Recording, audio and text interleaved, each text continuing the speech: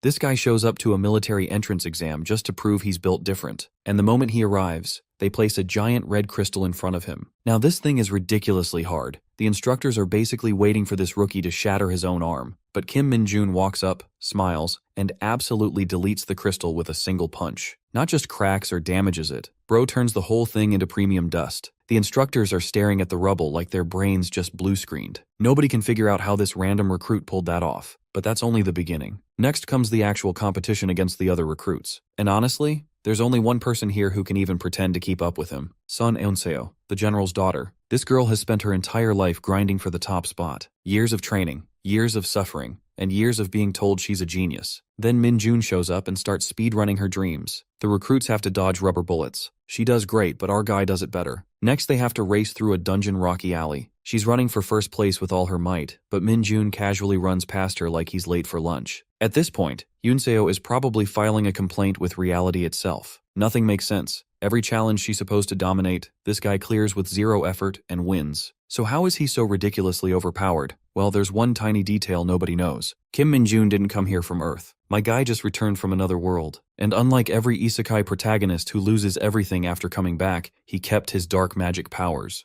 Min-joon spent years purging the land of Isgard from evil, and he finally brought the well-deserved peace to this world. But he doesn't get any credit for the favor he did. After all, he's a cursed mage, one who dabbles in the powers of darkness. With the mission complete, he finally meets the goddess who is responsible for summoning him in this world. He kept his end of the bargain by eradicating the menace. Now it's the goddess's turn to return the favor and give him the ticket back to his planet, Earth. The goddess insists he stay a little longer, but Min-joon's done doing her dirty work. It's finally time to embrace the Korean fried chicken he's been missing so much. Since the goddess knows next to nothing about crispy fried chicken, or something called the internet, she can't offer him any of that, so she eventually decides to send him back. With the teleportation circle activated, she removes the saint's protection that always stopped Min-joon from using his powers on her. Once that's gone, the final step is stripping Min-joon of his dark powers before sending him back. But Min-joon was already prepared to see this day, and he did exactly what he had to. He betrayed the goddess to keep his dark powers all to himself. Before vanishing into the multi-dimensional portal he created with his own dark magic, he flipped her the middle finger. And with that, he disappeared, leaving the helpless, angry blondie gritting her teeth behind.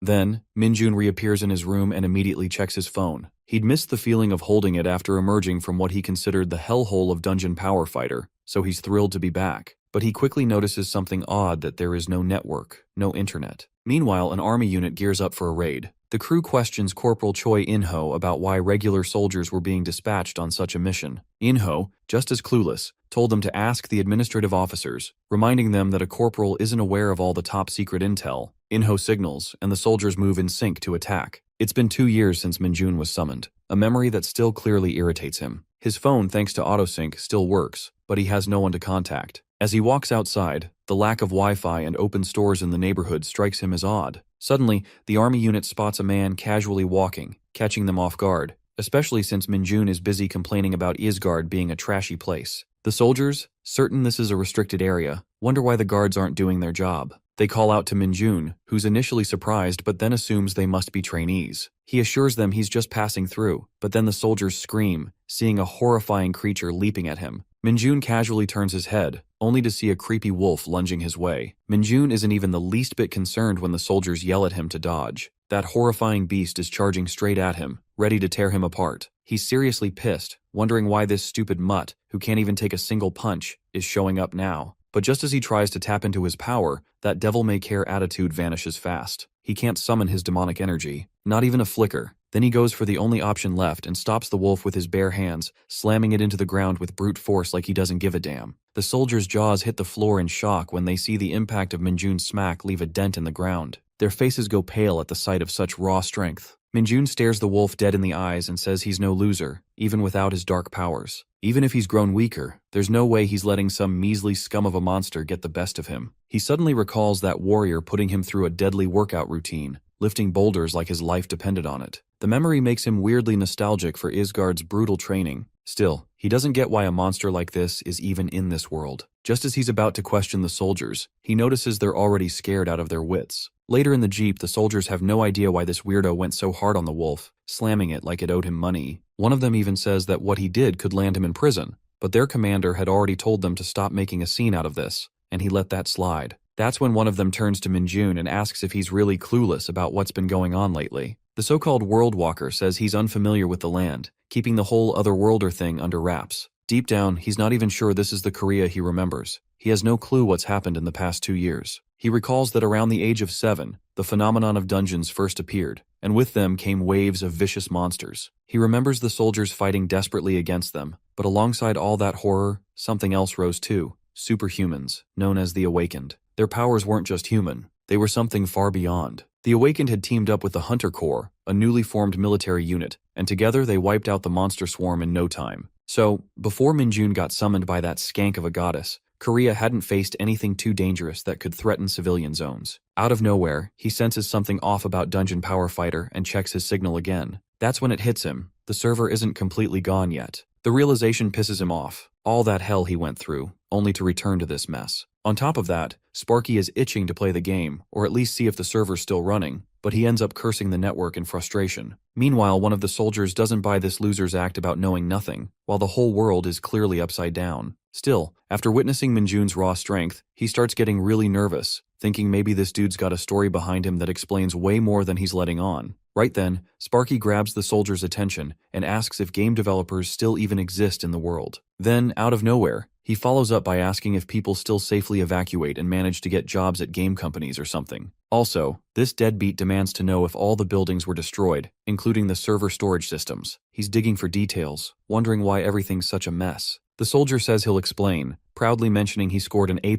in Monster Theory and Dungeonology at university. Minjun's stunned that a university even teaches stuff like that now, but the soldier confirms it's pretty rare to find decent teachers on the topic. He starts explaining that the real problem started about 2 years ago with the weird dungeon phenomenon. One day, dungeons just started popping up more frequently for no clear reason and began expanding. The worst part is that the sheer number of giant monsters started rising non-stop, forcing their way into the human world. Eventually, the military couldn't keep the situation under control, and some civilian zones had to be locked down. Since then, the army's been throwing everything they've got at the problem with all sorts of methods, but they're seriously short on people. Throughout the entire story, Minjun couldn't care less. He's only bothered by one thing. The soldier still hasn't answered whether game companies are up and running or not. This dude just wants to play Dungeon Power Fighter really badly. When asked his age, Minjun casually says he's 21. That instantly reminds the soldier that Minjun should be enlisting soon, warning him that half of his 20s are about to vanish into thin air. That shocks Sparky, who blurts out that the Hunter Corps serve 5 years and the regular troops do 3. The soldier corrects this boy, saying that under the current mess, all troops serve for 5 years, no exceptions. If Minjun is really 21, he's pretty sure the guy should have already received his enlistment letter by now. This manaless loser is losing his mind just thinking he'd get to chill and play Dungeon Power Fighter for a bit.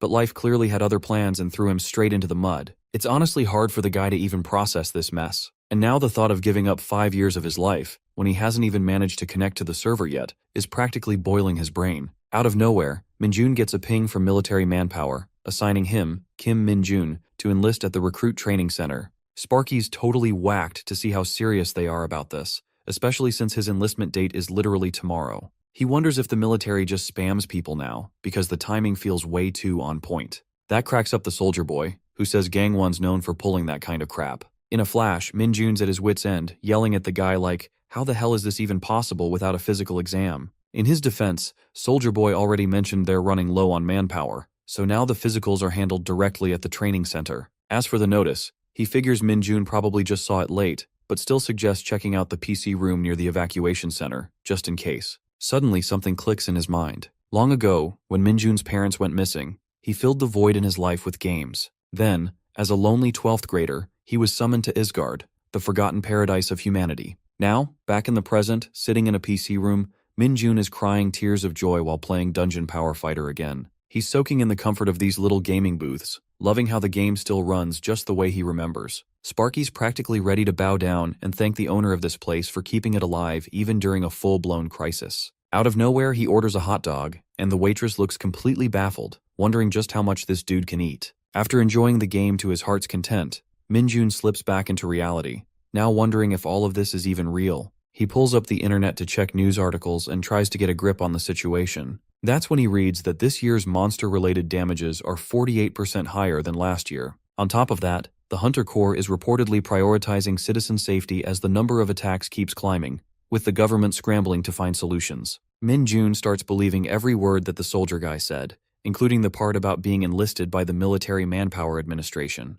Now, the message had clearly mentioned that his enlistment was set for tomorrow. Min Jun can't help but think that if he still had his powers from Isgard, he could have cleared all the dungeons by himself without breaking a sweat. But for some reason, his body is completely depleted of demonic energy. It feels drained of his main source of dark magic. Still, with the raw strength he's got left, he figures he might be able to take down those dungeons on his own anyway. His intense aura creeps through the room, throwing everyone off guard as they stare at this crackhead. With a wicked laugh, Min Jun decides to take it all into his own hands. The next day, this Worldwalker casually strolls into the training center, snack in hand. He's oddly excited to see so many people enlisting today, even though everyone else looks gloomy, hugging their loved ones goodbye. Then, suddenly, an announcement calls all the new soldiers to gather in the auditorium. Min Jun raises an eyebrow, wondering if this is actually going to be harder than life in Isgard. Inside the auditorium, the soldiers are straight up nasty, barking at the new recruits to stand up and yelling at them for moving like snails. One's shouting to keep their posture straight and not look behind,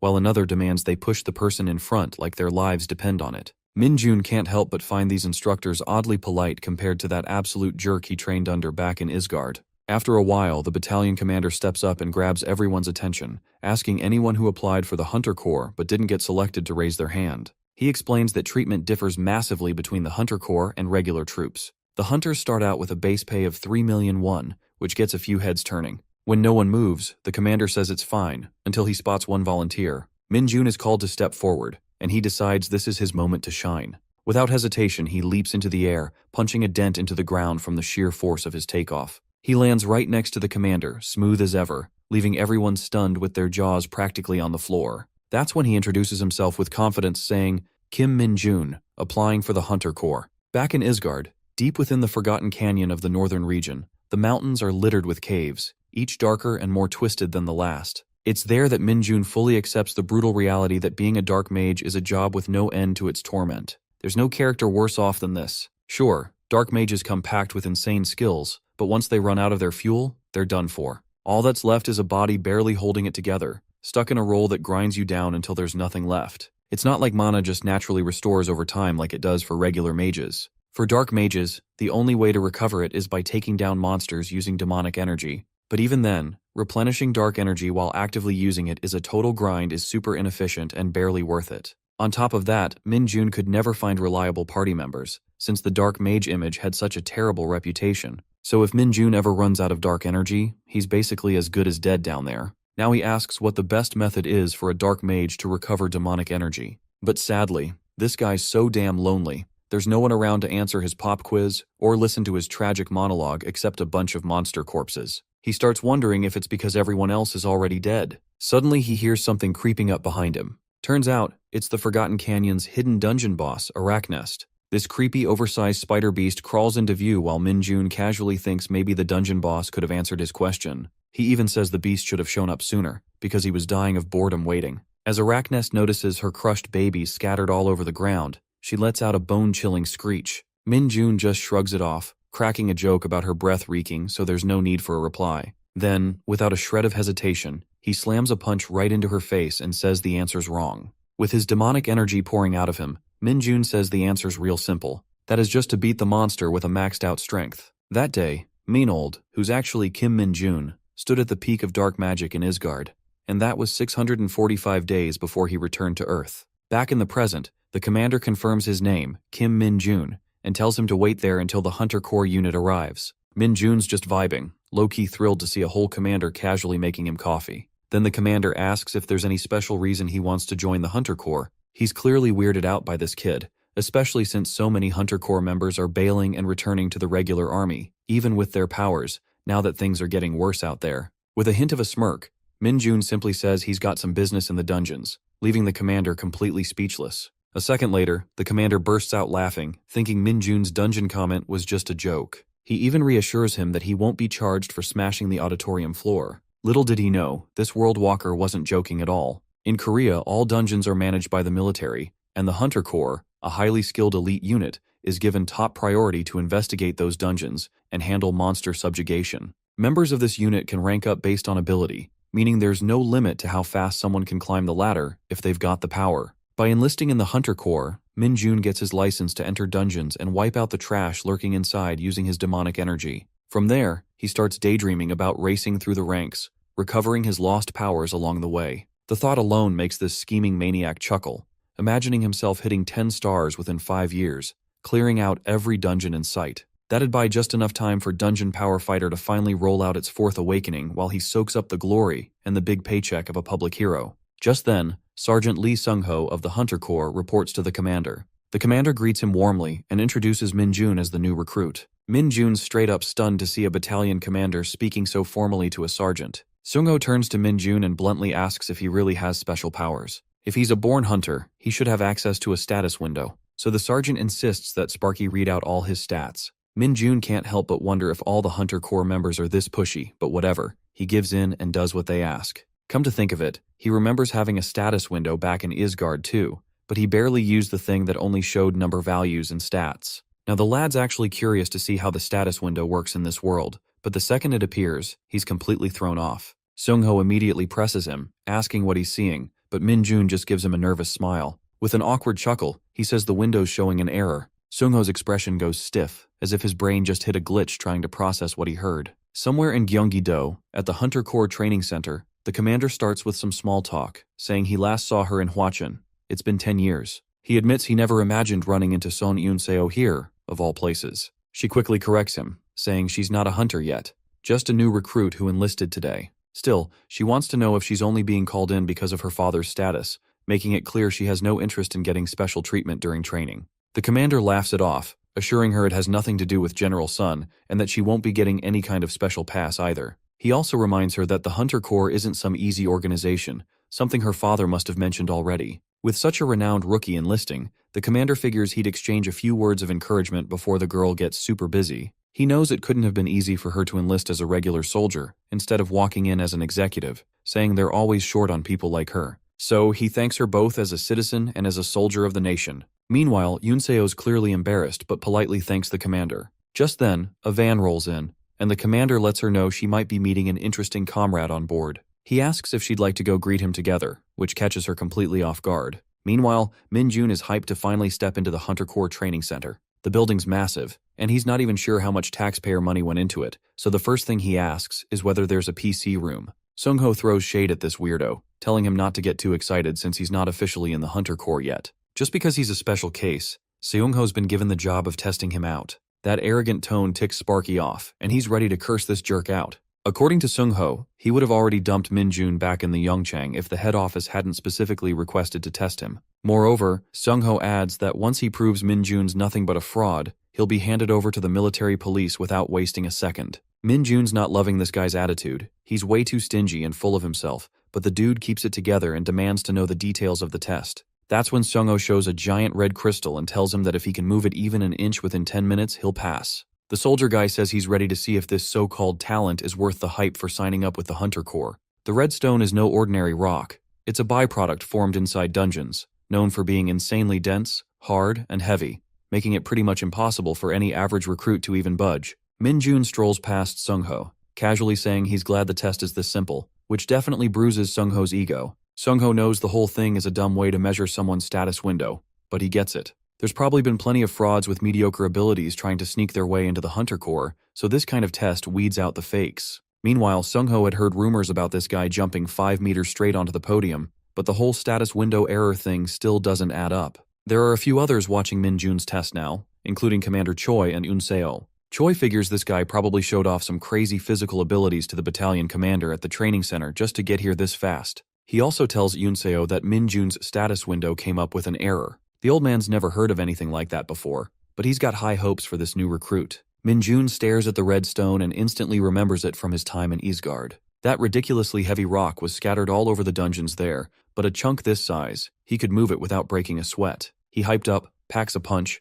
wondering if maybe this thing stores some demonic energy too. So, the brute winds up and smashes the entire stone into pieces in one shot. Too bad though, it turns out it's got nothing. Commander Choi and Yoon-seo are left with their jaws on the floor in pure shock. Even Sergeant Sung-ho looks like his eyes might pop out, calling Min Jun a straight-up crazy monster. Later, Nam In-hyuk is completely out of breath, drenched in sweat, as he drags himself up the stairs with the other recruits. Even before joining the Hunter Corps, he knew the training wasn't going to be normal, but now he's really feeling something's off. Once the training period ends, they'll be heading into real combat. But before that, they're stuck with 4 weeks of absolute hell. That means strapping on sandbags from the very first session and climbing the infamous 6,000 steps. As if things weren't already brutal, there's this devil of an instructor, Sergeant Lee Sung-ho, constantly breathing down their necks. He checks their finishing times. That much was expected, but this kind of crude physical training only boosts their stats a little, and it's pushing most of the recruits to the edge of collapse. Nam In-hyuk always figures Hunter Corps recruits had to endure a lot and just suck it up, but now he's not so sure about this lunatic running the show. Meanwhile, Min-jun's having the time of his life, running like he's some kind of free elf. In-hyuk's starting to question whether the problem is them, not him. Min-jun feels like his body is floating on air, and if he still had his demonic energy, he swears he'd be flying. Sparky actually finds this so-called hellish Hunter Corps training kind of sweet. The military uniforms look stylish compared to the rags he wore in Isgard, and the food is way better than expected. Even the schedule's a win. Once the evening roll call is done, they get actual free time and can crash for the night. Also, he heard there's a PC room right inside the facility, and it's apparently just as good as anything out in the city. As long as he follows the rules, no one's going to bother him during his free time. Though Min-jun had every intention of ditching the place if it turned out to be a drag, it turns out the Hunter Corps has everything he could ask for, including grueling drills, delicious meals, solid pay, and even time to play games. He dashes up the stairs shouting that the Hunter Corps is the best thing ever. In-hyuk, still trying to catch his breath, can't wrap his head around what kind of fuel this insane monster runs on to move like that. In a flash, Sung-ho is left completely stunned as he sees Min-jun reach the top way faster than expected. Normally, it takes about an hour for the average recruit to finish the climb, but this guy crushed it in record time. Min-jun's up there enjoying the view, dancing around Sung-ho, and reminding him of the promise he made that anyone who finishes under 30 minutes gets an outing pass. With no choice, Sung-ho hands it over while Min-jun starts plotting where he should use it. Sung-ho cracks a smile, wondering if there's ever been a recruit who got an outing pass. Still, he knows that high stats or raw strength alone aren't enough, as the real test is how fast someone can react to monsters. That's what truly matters in the Hunter Corps, and for that reason, he swears he'll be keeping a close eye on Kim Min-jun. Meanwhile, the rest of the recruits are whining, grumbling about how impossible it is to keep up with this kind of training every day. Then suddenly, In-hyuk yells out that his stats went up by 1, and the others quickly rally around to congratulate him like it's the biggest win of the day. Now everyone's caught up checking their stats, and Min-jun is straight up shocked when he sees how hyped the recruits are over just 1 stat point going up. This dude can't help but remember his brutal Isgard training under that insane warrior who forced him to earn 10 stat points a day like it was nothing. Meanwhile, one of the guys asks if Min-jun's planning to use his outing pass, but Sparky's not so sure yet. The others look at him with envy, saying they heard from another instructor that no one has ever managed to earn an outing pass from Sergeant Sung-ho until now. Suddenly, everyone starts crowding around him, throwing out questions about his workout routine and how he got so strong. Min-jun's caught off guard by the whole scene, realizing people are actually chatting and laughing with him. It's totally new. Back in Isgard as a Dark Mage, everyone avoided him like the plague. Just walking by him was considered bad luck. But here, it's different, and communication isn't bad as he thought. These guys are already making plans to hit the PC room later, and it gets Min-jun all excited. He's even more shocked to hear that the PC room's open at this hour. Now that's a win. While enjoying his time in the PC room, the clock hits 9, and Min-jun figures it's time to grab 2 hours of sleep. Back in Isgard, even getting 1 hour was considered a luxury, so 2 hours felt like a full-on deep sleep. With that kind of rest, he's confident he can recover just enough energy to keep grinding games every day. The others in the room are stunned, watching this absolute maniac still playing that game. Next up, the recruits are hit with another brutal drill with no extra distance this time, but they have to maintain a consistent speed. Anyone who fails to complete 40 kilometers within 2 hours doesn't get breakfast. Later on, Min-jun casually gloats about hitting 10 max levels yesterday, which ticks off In-hyuk, who's struggling to catch his breath after the drill. He's annoyed that Min-jun isn't even sweating. What gets him even more is knowing the guy played games all night and only slept 2 hours in the last 4 weeks. When someone asks him how he's still standing, Min-jun just grins and grabs everyone's attention, saying he brought enough water to share with all his comrades. The guy loses it, praising his insane stamina and calling him his dear comrade. They're practically dying to get a sip of what now feels like some kind of mythical elixir. Boys line up like baby chicks ready for Min-jun pouring a sip of water in their mouth. In the middle of their chatter, someone suddenly calls for their attention, and it's Lee,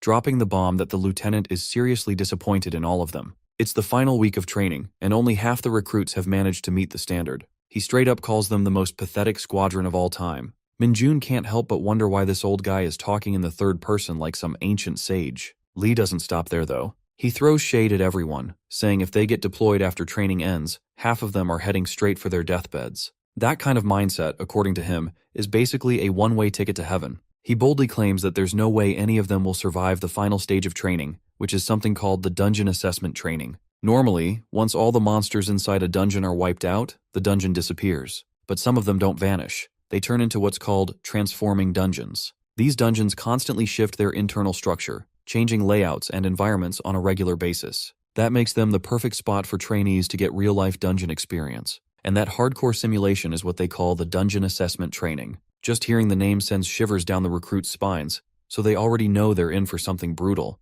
With Lee cranking up the tension, he seems to enjoy it, saying recruits need to be handled like racehorses. For real discipline, you need a heavy whip to keep them in line and then toss them a carrot later. He assures them they'll make it through if they just use their brains. To sweeten the deal, he announces that the recruit with the highest score will earn a 2-night, 3-day vacation pass. The old man believes this little reward will light a fire under them and push them to work harder, asking if that news doesn't make their blood boil. But the recruits just stare at him blankly, watching him tap the stage like he's lost it.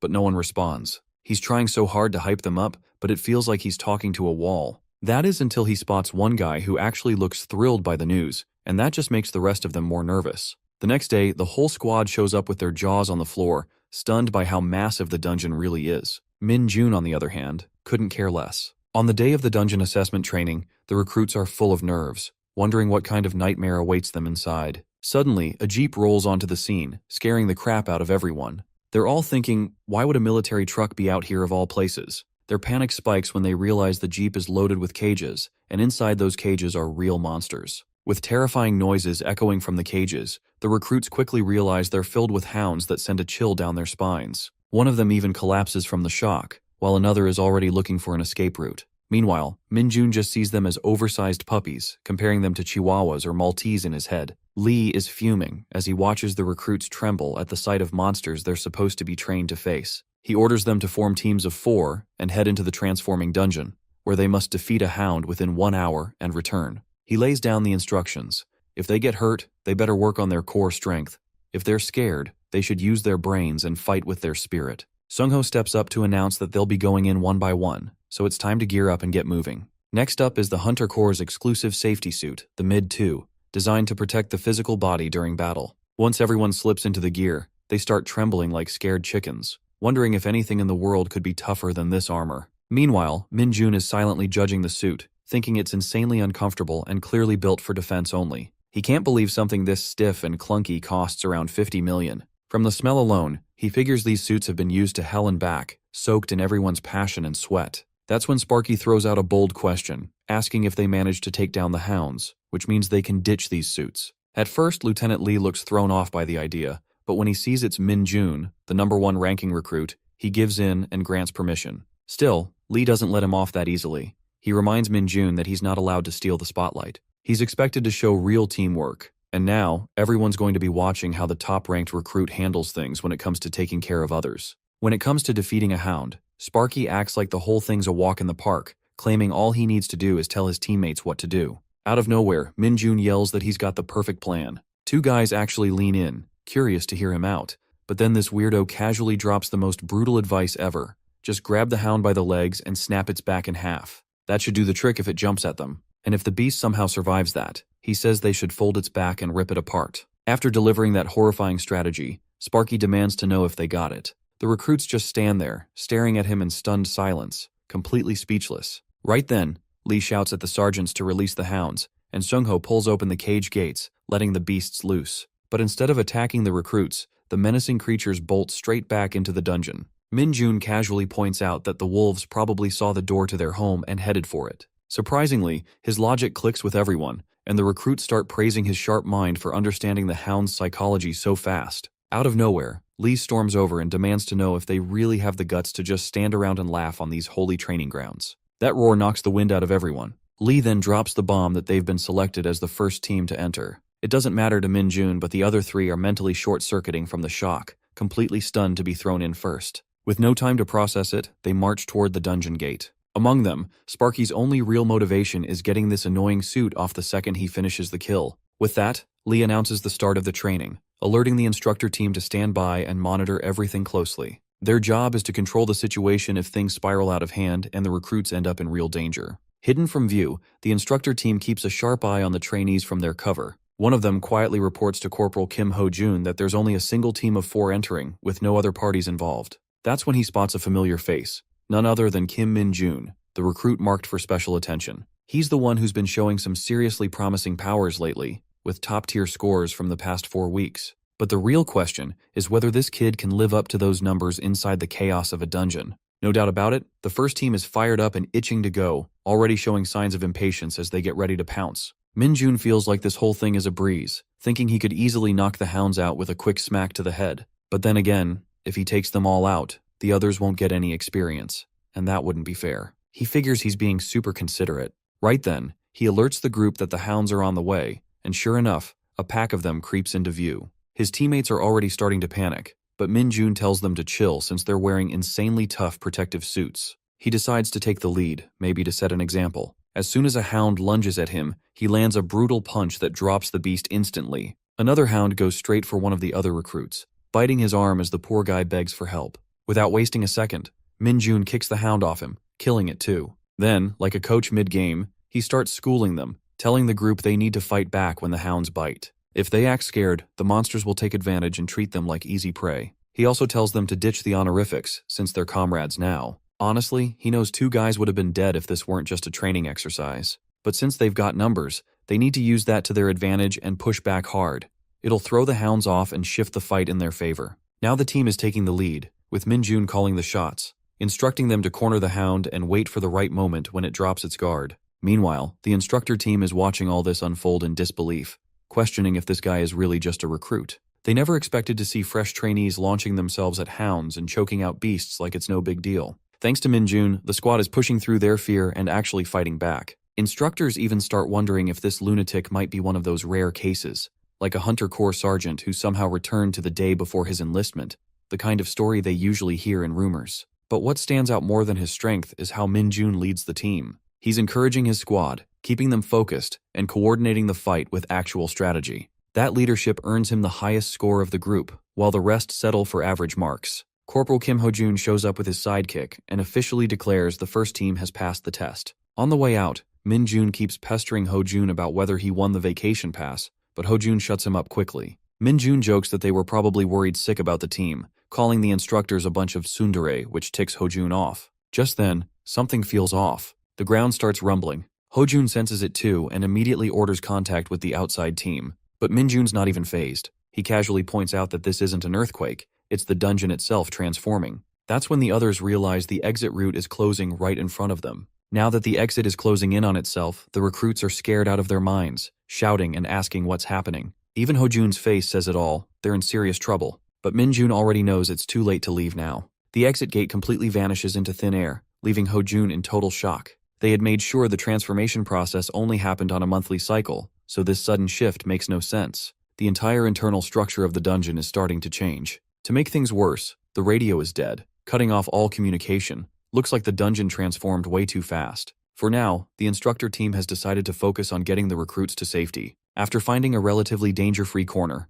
Ho-jun gathers everyone and explains that there's been an unexpected incident inside the dungeon, while his teammate stays alert, keeping watch over the surroundings. He tells the group not to worry, saying they'll wait in the current spot for an hour to see if the dungeon entrance reopens, as it says in the manual. The recruits totally buy Ho-jun's speech, relieved to think this ordeal will be over soon. They're just glad they won't be stuck here forever. To pile on the comfort, Ho-jun adds that people outside are probably already assessing the situation and preparing to send help. He also reassures them that the lieutenant will take the proper steps, so all they need to do is stay calm and wait instead of panicking. But Min-jun quietly judges the corporal, not buying a word of it. He's sure they picked this place for training after thoroughly confirming there wouldn't be any unexpected surprises like this. What's even more suspicious is how the dungeon entrance that's always open just randomly closed up out of nowhere. Suddenly, Corporal Kim Ho-jun gestures to him for a private word, and Min-jun calmly realizes that these guys know full well the situation's looking bad. There's no manual for stuff like this, and if the dungeon has really turned into an enclosed dungeon,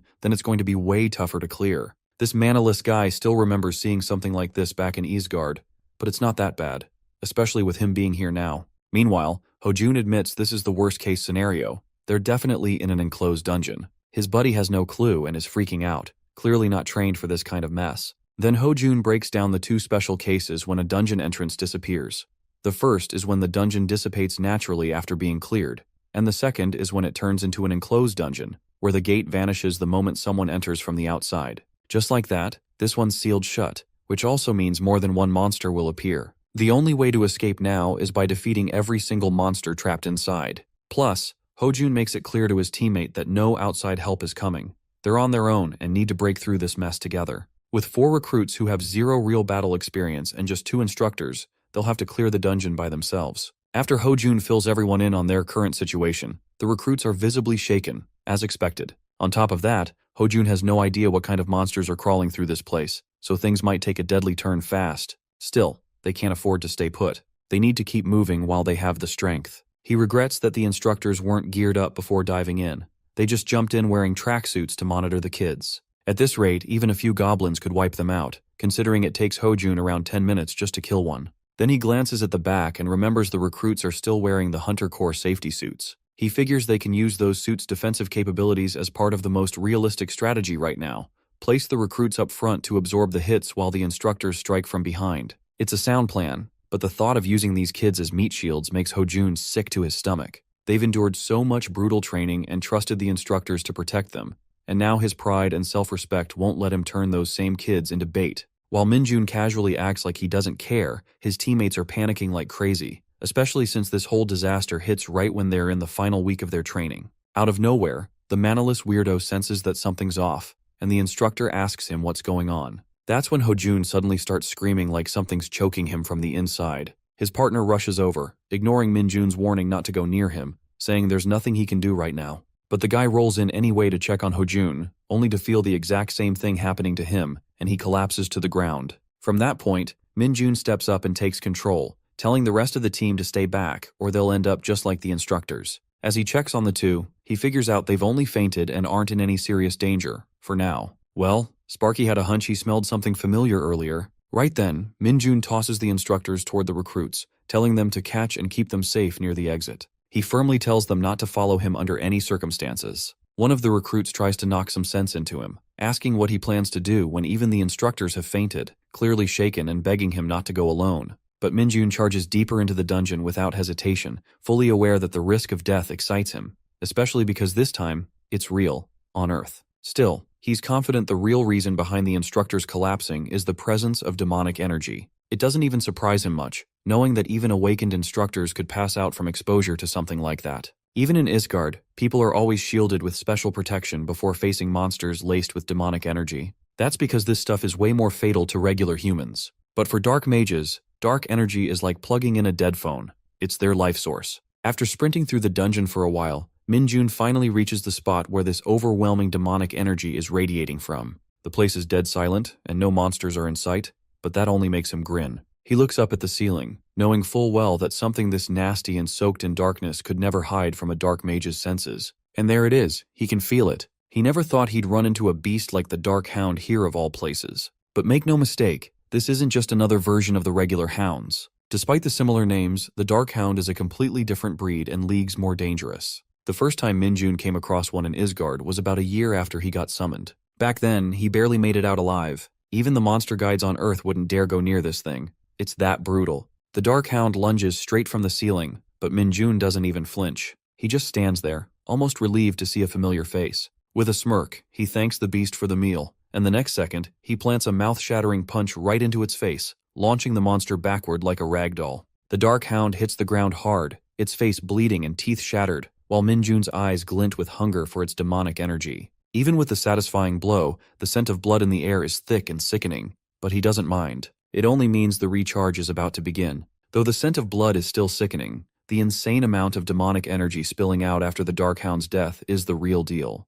That's exactly why taking down a beast like this isn't easy. Its venomous blood is no joke. If an ordinary human even comes in contact with it, their skin would start to rot on the spot, but none of that applies to a Dark Mage. As the demonic energy flows out of the Dark Hound, Minjun absorbs it all with a smug look on his face. As Minjun absorbs the demonic energy juice, he knows all the crazy side effects that come with it don't affect a Dark Mage at all. The dude's thrilled to finally absorb demonic energy after such a long time, feeling like he's around 5% charged now. Still, he can't wrap his head around why something like a dark hound from Isgard would show up in a place like this. He figured monsters on Earth might contain some demonic energy, but seeing the instructors faint like that raises serious questions. He doubts they've ever encountered something like this before. There was never any mention of demonic energy or dark hounds during the monster education back at the training center, and the possibility of a dark hound managing dimensional travel is out of the question. Only someone like him, who's reached the peak of dark magic, could pull off something like that. Or maybe it's something only a saint who can use God's power could pull off, since it's not an ability just anyone can access. Minjun wonders if he's just overthinking this, or if this really is the first time a dark hound has appeared in Korea. Either way, he decides to find the core and file a report, and eventually, he does. Meanwhile, Hojun slowly opens his eyes, and the recruits are all buzzing with relief to see him regaining consciousness. They crowd around asking if he's okay, but both instructors suddenly sit up straight, scaring the life out of their juniors. Hojun immediately demands a full update, checking if anyone's hurt or if anything happened while they were out. The juniors admit they thought the two turned into zombies for a second, but assure him they're all fine. Then they mention Minjun ran deeper into the dungeon by himself. That news throws Hojun completely off, and when the recruits explain what happened after he and his partner collapsed, Hojun's face twists with rage. He's furious that Minjun acted alone in a situation this dangerous, gritting his teeth at the thought. That kind of stunt is more than enough to get someone kicked out of the program. Well, he does feel like he's in no position to criticize anyone, especially after passing out instead of protecting the juniors. But then he snaps back to reality, realizing that he has to go after Kim Minjun and bring him back. Just as he's about to make a move, one of the juniors suddenly calls out, pointing ahead. To everyone's shock, Minjun walks in like nothing happened, casually carrying the dead dark hound over his shoulder. The guy even asks if everyone's doing all right, like this is just another Tuesday. The instructors freeze, jaws practically buried in the dirt, their brains short-circuiting at the sheer size of the monster. They can't even begin to process how the hell this kid took it down alone. Without skipping a beat, Minjun drops the massive hound in front of them and tells them to check it out. The instructors take a closer look and instantly realize this beast is the real reason they passed out earlier. The recruits now understand that the hounds they fought were the baby versions, and this was the real deal. No one can believe Minjun soloed such a massive creature. Then, as if on cue, the dungeon gate flickers and reappears in the same spot. Still struggling to digest what just happened, Hojun turns to Minjun and asks if he really took it down by himself.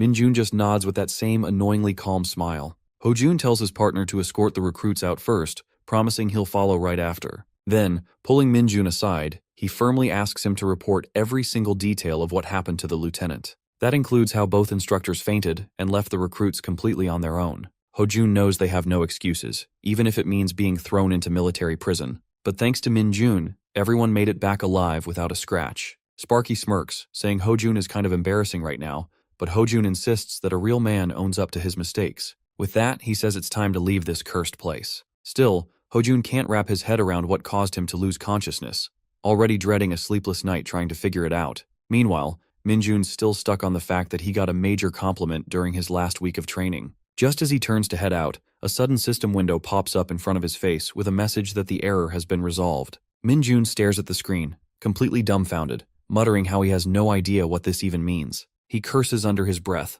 calling this thing a piece of junk just like the one back in Isgard. But then the screen updates, officially labeling him as the cult founder of Lumi Nuna is his favorite character, followed by his stats. Strength, agility, and stamina all sit at 60 and demonic energy at 10. His only listed skill is corruption, ranked at E. The numbers don't bother him much, but something about this whole setup feels incredibly off, especially the part of Lumi Nuna in his status window. Lumi is a character from Dungeon Power Fighter, the same game he plays to kill time. Back in Isgard, when he had reached the peak of his dark magic powers and got sick of crazy fanatics trailing him everywhere, he created this joke cult around Lumi just to shake them off. Now somehow the jokes followed him here. Everyone had once begged Manold to take over the world, but to shake them off, he ended up forming Lumi Nuna's fan club. The plan backfired spectacularly. It only created more lunatics worshipping him. Now that he's looking at his current stats, Minjun realizes just how much weaker he's become. When he first came back without any demonic energy, he figured there'd be a penalty for dimensional travel. Still, out of the endless list of skills he used to have, only one remains, and that's corruption with a super low rank. At this point, he's convinced the skill's effect might as well be a stomachache. This isn't some third-rate novel, but the absurdity of it all makes him want to throw up. There's no way he can achieve any of his goals like this. But then again, he once climbed to the top of the dark magic hierarchy in Isgard. If he did it before, he can do it again. This time, he's got a solid reason too.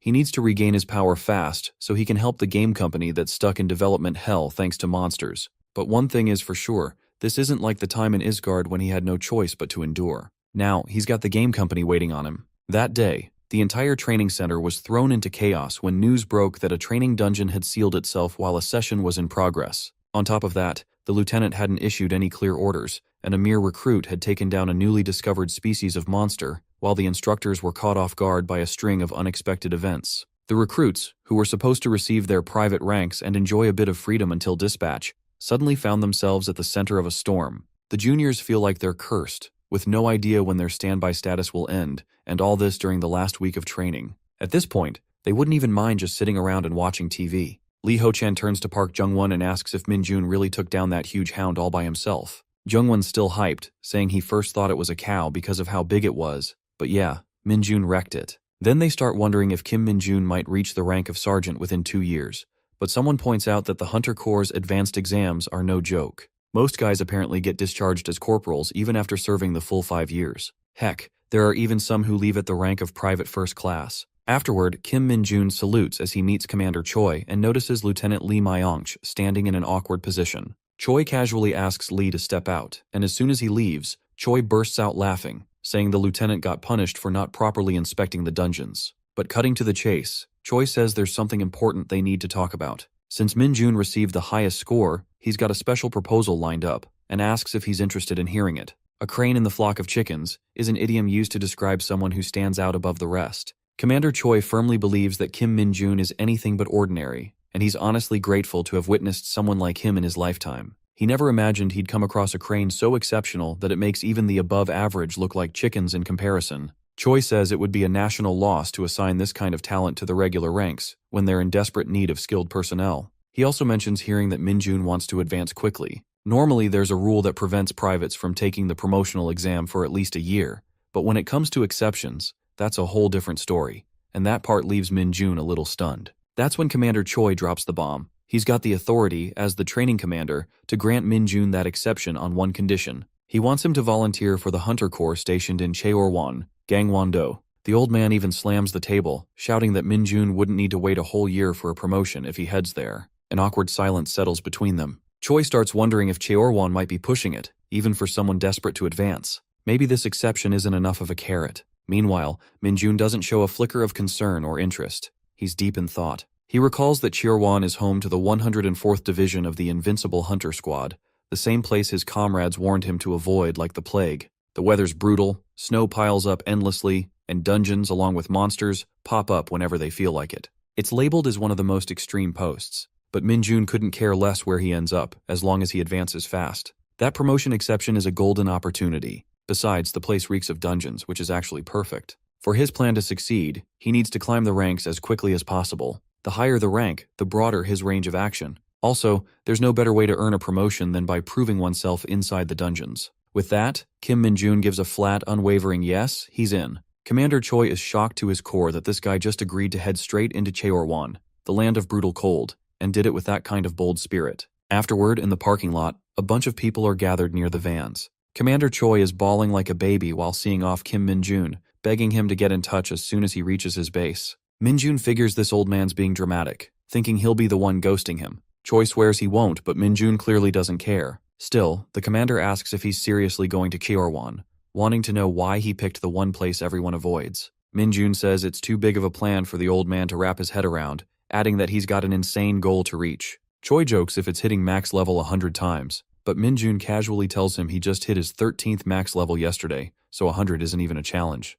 Choi straight up thinks this kid is nuts, and then Min-jun's ride pulls away. On the road, Min-jun watches the loudest guy head off to his own base and starts wondering why he's suddenly riding solo. Out of the blue, an army jeep rolls up, calling for Kim Min-jun, throwing him completely off guard. Behind the wheel is a guy in black shades, Kim Min-ji, casually asking if the kid's been waiting long, saying the snow slowed him down. Min-jun's stunned, not even realizing it had started snowing. Min-ji tells him to hop in the back so they can head to the squad. The lad thinks this gorilla of a guy really loves showing off. As he loads himself into the back, reality hits that he's officially about to start his life as a soldier. But one thing nags at him, which is hazing. He remembers all those TV shows where the top dog forces the newcomer to do insane stuff like finding Dragon Balls or running pointless errands. Min-jun knows he doesn't have the patience to deal with that kind of crap, but figures he'll need to tough it out somehow. On the way there, Min-jun realizes just how dangerous things could get if he loses his cool and punches a superior. That would be the end of his goals, and he'd be shipped off to military prison as a regular soldier.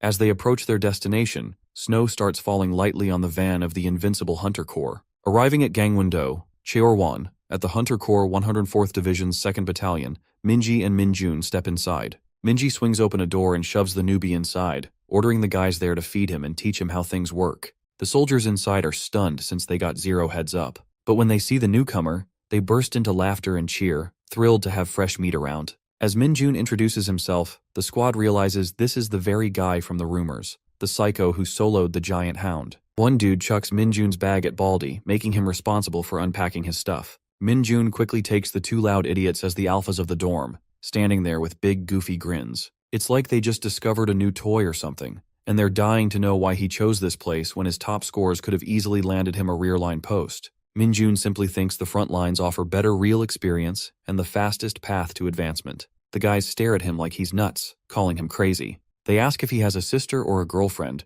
but Min-jun says he's been alone since birth. Curious to see what he's capable of, they pester him to show his talent, and Min-jun figures if showing off shuts them up, it's worth it. He drops down to do one-finger push-ups, but this annoys one of the alphas, who brags that they could do that all day. The other tells Sergeant Cho to relax and let the kids show off. Then Min-jun switches it up and starts doing vertical push-ups on his fingers, which leaves the room stunned. No one thought they'd ever see something that wild in real life, and they start wondering if anyone in their platoon can pull it off. That's when they remember there's a certain sergeant who can. Suddenly, a fierce-looking soldier walks in and tells Sparky to get the hell out of his way. The alphas go pale and point toward Min-jun, revealing he's the one doing the vertical push-ups. That voice hits Min-jun like a shockwave, and he instantly recognizes it. It's Lee Sung-ho. Sergeant Lee Sung-ho has his jaw practically hitting the floor when he spots Kim Min-jun standing there, of all places, here. Min-jun's just as thrown off, never expecting to bump into this guy either. Right away, Sergeant Cho starts roasting Sung-ho out loud, asking why he's acting all worn out when he just got dispatched as an instructor.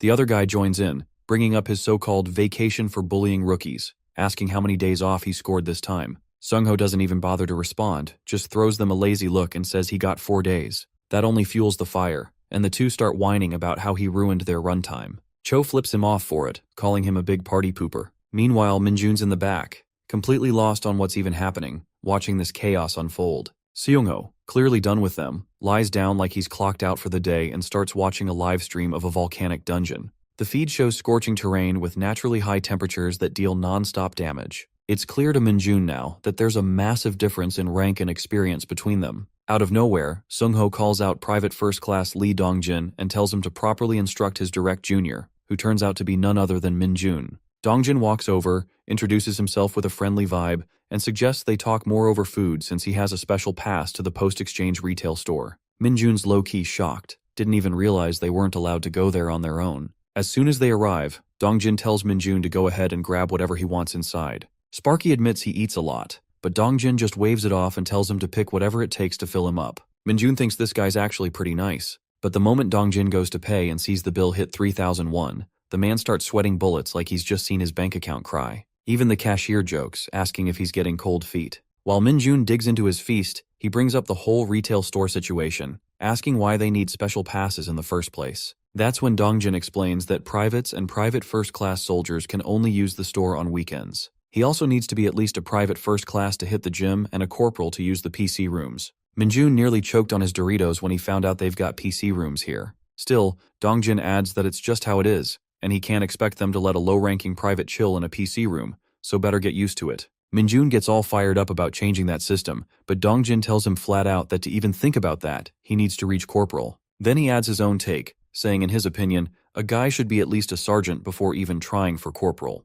And honestly, that path's no joke. Min-jun figures out real quick that he can't just bend the rules here to suit himself. He's pretty bummed about the whole PC room restriction, and it gets him wondering if there's any shortcut to ranking up. Dongjin, speaking from his own rough experience, admits he's failed the advancement exams so many times that he's been stuck as a private first class for the last 3 years. He calls himself pathetic, but Min-jun tells him he'll make it next time. Truth is, Min-jun actually likes Dongjin's vibe and wants him to rise through the ranks with him so they can hit the PC room together. Right then, a big guy walks in, Sergeant Kim Kwang-shik, who spots the two of them eating and eyes the snacks. He casually asks if they're having something good. Dongjin invites him to join, and of course the guy doesn't pass up free food. He plops down with them, grabs a handful of chips, cracks open a soda, and between bites, reassures them that he won't breathe a word about their little chat to anyone. However, Kwang-shik warns them that if they're useless during firearms training tomorrow, they might as well be dead. He makes it clear he has no intention of letting Minjun coast through anything, and bluntly asks if the kid even knows how to shoot.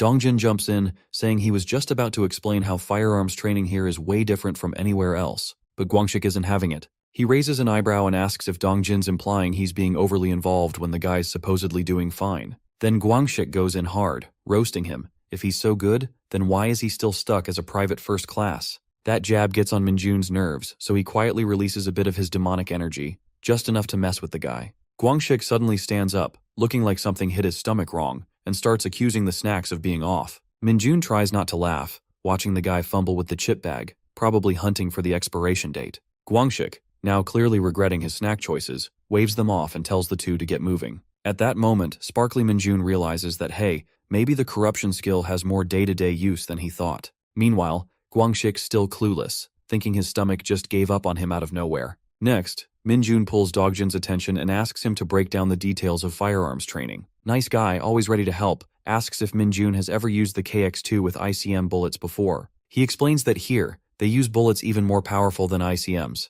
Those are just like ponies in comparison. The ones the Hunter Corps uses are on a whole different level, more like wild stallions, with a recoil and sound that hit like a cannon. Because of how often monsters show up, firepower is everything in this unit. Dongjin warns that at first it might feel strange and even painful, and yeah, he's going to get yelled at during training, but he assures Minjun that he'll get used to it in no time. The lad nods, kind of liking the whole pony to stallion metaphor. It fits perfectly. Though he remembers seeing long-range weapons in Isgard that were on the level of an elephant, the thought of a wild stallion still gets him hyped. That elephant weapon couldn't even be called a firearm, it was practically a siege weapon. So now, with the stallion comparison in mind, Minjun's all fired up for tomorrow's training. Meanwhile, Dongjin quietly wonders what's up with Sergeant Kwang-shik and whether his stomach has recovered. The next day at the firearms training facility, loud bangs echo non-stop as soldiers aim at moving hound targets. When it's Minjun's turn, he misses once but still lands 19 clean shots. The announcer straight up loses it, calling him out like he's a machine.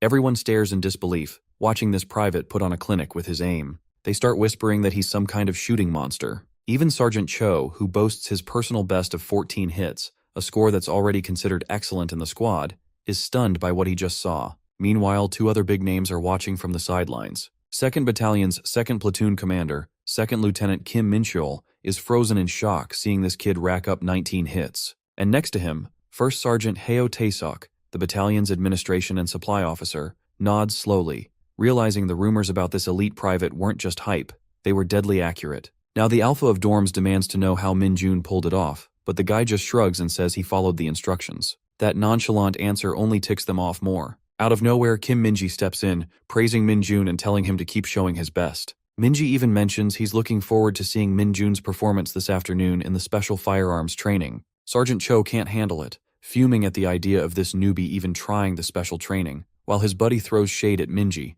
accusing him of favoritism. The other guys start whispering that Minjun's so good, he probably would have landed another vacation if he had hit all 20. Meanwhile, the heavy shooter of the group turns to Dongjin, demanding to know what's so special about this elite training. Dongjin is still reeling from how this so-called newbie turned out to be a straight-up first-class marksman. He explains that rookies usually aren't allowed in that training, since it uses improved conventional munitions bullets, basically the big guns. Nice guy assures them he'll explain it more later, and that Minjun will get a proper briefing anyway. The program runs with two-person teams entering a facility filled with monsters they have to eliminate on the way to the endpoint. While the monsters aren't high-level threats, the catch is that they're fast-moving targets, and they'll fight back. On top of that, civilian plates pop up unexpectedly, and hitting even one of those counts as a massive failure. Dongjin adds that the whole thing is monitored and controlled by the executives, so there's no real danger, but it does simulate an actual combat scenario. The mention of real monster targets makes Minjun's heart race. This is exactly the kind of action he signed up for. At the mess hall, the feast kicks off, and all the soldiers dive in like they haven't eaten in days.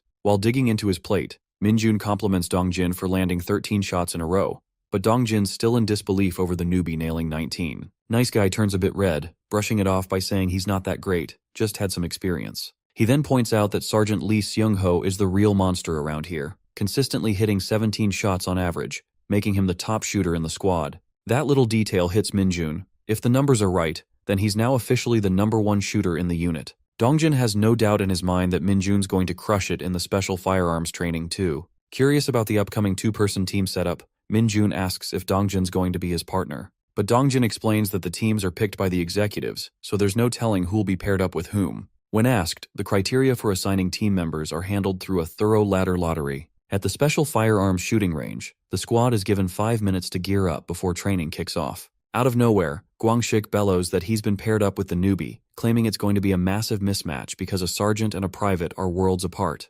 Minjun sees this loudmouth as his partner now, and by the looks of it, the guy hasn't learned a thing, still stuck in hazing mode. This loafer smugly tells Minjun that the average finish time in their squad is 3 minutes. Then this creeper throws in a warning, saying if Minjun doesn't finish under that time, he'll regret it. Minjun doesn't say a word, which makes Guangxik assume the rookie's confidence is shot. He even mocks him, calling the 19 hits from earlier just dumb luck. Minjun pegs him as a lost cause but still calmly says he'll do his best. Guangxik doesn't let up, saying if the newbie finishes slower than him, he's dead meat. After that, he tells Minjun to keep an eye on the team ahead of them and learn how the whole thing works. Kim Minji locks in the first round of shooters. That includes Lane 1's Sergeant Kim Moongi and Lane 2's Sergeant Jong Han-young. Both are ready to roll, stepping into their individual elevators and descending into the underground facility, officially starting the training. The setup is supposed to be tactical monster elimination while protecting civilian plates inside an enclosed area. But let's be real, it's basically turned into a competition between troops. The main goal is to get through the course as fast as possible and slam that red button before the other guy does. The monster icons vary in size based on how dangerous the creature is. The nastier the monster, the bigger the icon. Guangxik casually tells Minjun this should give him a pretty solid idea of what he's stepping into. Each lane has 2 monsters, and since the encounters are totally random, no one knows what they're up against until they're face to face. Inside, a massive rake toad lunges at Moongi, trying to swallow him whole. Minjun notices Moongi had a faster start on lane 1, but with that kind of monster in his path, the poor guy might lose his lead. Meanwhile, on lane 2, Han-young starts off by taking down a monster rat, thinking it's going to be a smooth run. But right as he speeds up, a giant worm slithers in and blocks him off completely. Moongi, on the other hand, is losing it in full rage mode and straight up butchers both rake toads like a beast. The dude figures the other guy must have already wrapped things up since those rake toads caused enough chaos, but turns out it's the other way around. Moongi bolts to the red button and slams it, declaring his win with a time of 2 minutes and 24 seconds.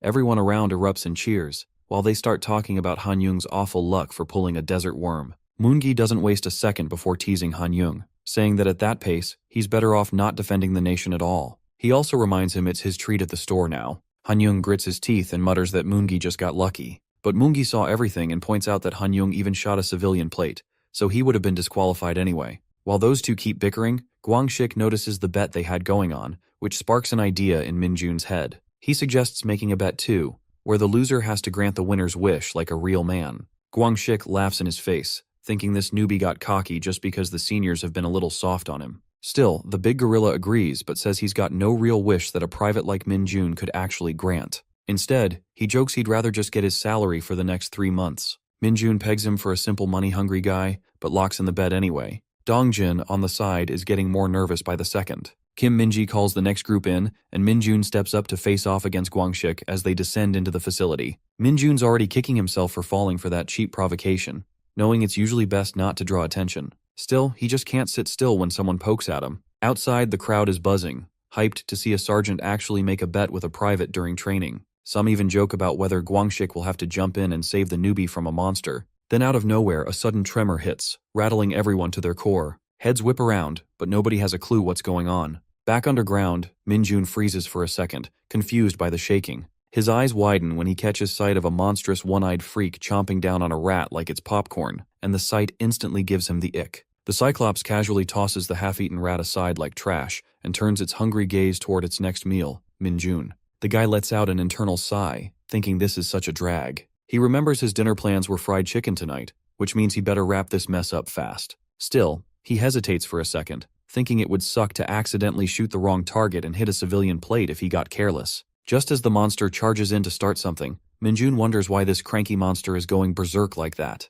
The fight kicks off for real, and Minjun shifts into serious mode, pouring his demonic energy into every attack. One solid punch to the gut stuns the monster enough to calm it for a moment, and Minjun figures all that's left is to finish the job with a shot. But then, right before his eyes, he sees something wild. The monster's torn-up hand regenerates in seconds. Meanwhile, the others nearby are losing it, asking if the newbie's actually out there fighting something. They're trying to figure out if there was an accident. Kim Minji's brain is on the verge of meltdown as he realizes exactly what's going on. The newbie is battling a Cyclops that managed to break free from the second lane. Not just any Cyclops either. That thing is the Devouring Demon. After absorbing energy, the Cyclops' regeneration and attack power ramp up insanely fast until the digestion phase ends. But something feels totally off. This kind of monster usually won't lash out unless it's backed into a corner. What's weirder is how it went berserk after eating another monster. The whole thing makes zero sense. This meathead shouldn't be losing it like this. Meanwhile, Minjun is deep in the brawl, trading blows with the beast like it's just another Tuesday.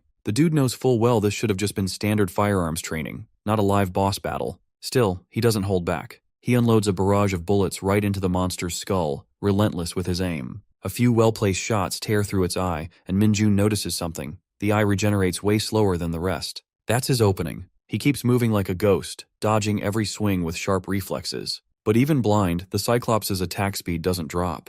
That's the real freaky part. Minjun's dodging like a pro, but the monster still tracks him, not by sight. He starts thinking maybe it's picking up on sound or scent, or worse, maybe it's reacting to his demonic energy. That could be the trigger. Back on the sidelines, Kim Minji, fully loaded and suited up, watches the chaos unfold with a growing sense of guilt. He can't figure out how things escalated like this, but he blames himself for the screw-up. No regular private should be facing off against an energy-fueled Cyclops. Even armed, that's a suicide mission. Deep down, all Minji can do is hope Minjun survives long enough. Praying that the rookie can just hang in there, Minji takes off, rushing in with everything he's got to back him up. Meanwhile, Corporal Kim Gwangshik is sprinting toward the button, confident he'd clock in at 2 minutes and 30 seconds. He is full of himself, thinking Minjun could never keep up with his speed and had probably already failed, just like he expected. He even joked to himself about spending the brat's salary during vacation. This prick is having a laugh here. But when Corporal Kim Gwangshik arrives at the destination, his face goes really pale to see the brat casually standing beside the button.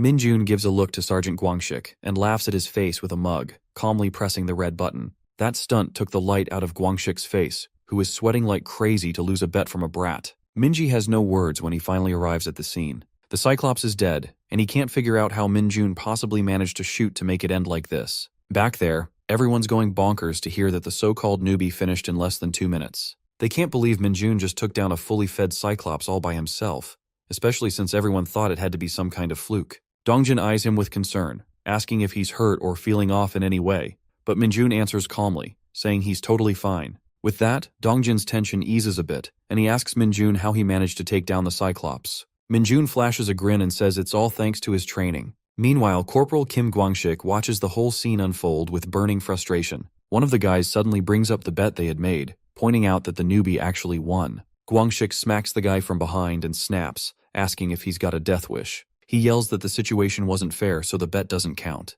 There's no way the rookie could have finished faster than him. Gwangshik insists that during special firearms training, each soldier is supposed to defeat 2 monsters before reaching the endpoint, and he did just that. According to him, the newbie only defeated 1, so the win doesn't count. Gwangshik keeps going on about how unfair it all is, claiming that if he had only faced 1 monster like Minjun, he would have finished way faster. He starts yelling at Dongjin, demanding to know if this isn't obviously biased. He pushes harder, even going as far as threatening him to speak up. Dongjin pauses, clearly annoyed, while Minjun watches the whole mess unfold. To him, Gwangshik seems like the absolute worst to Minjun. Sure, the whole situation was unpredictable, and even though Minjun took the monster down with his bare hands, he hadn't been planning to hold on to the win or rub it in anyone's face. He was ready to let the bet slide, but seeing how Gwangshik's acting now, he's stunned and completely disgusted. The lad had plans to even forget about the bet too, but he couldn't understand why this punk was taking it out on the private first-class Dongjin instead of him. As the tension builds, Sergeant Lee Sungho steps in and shuts it all down.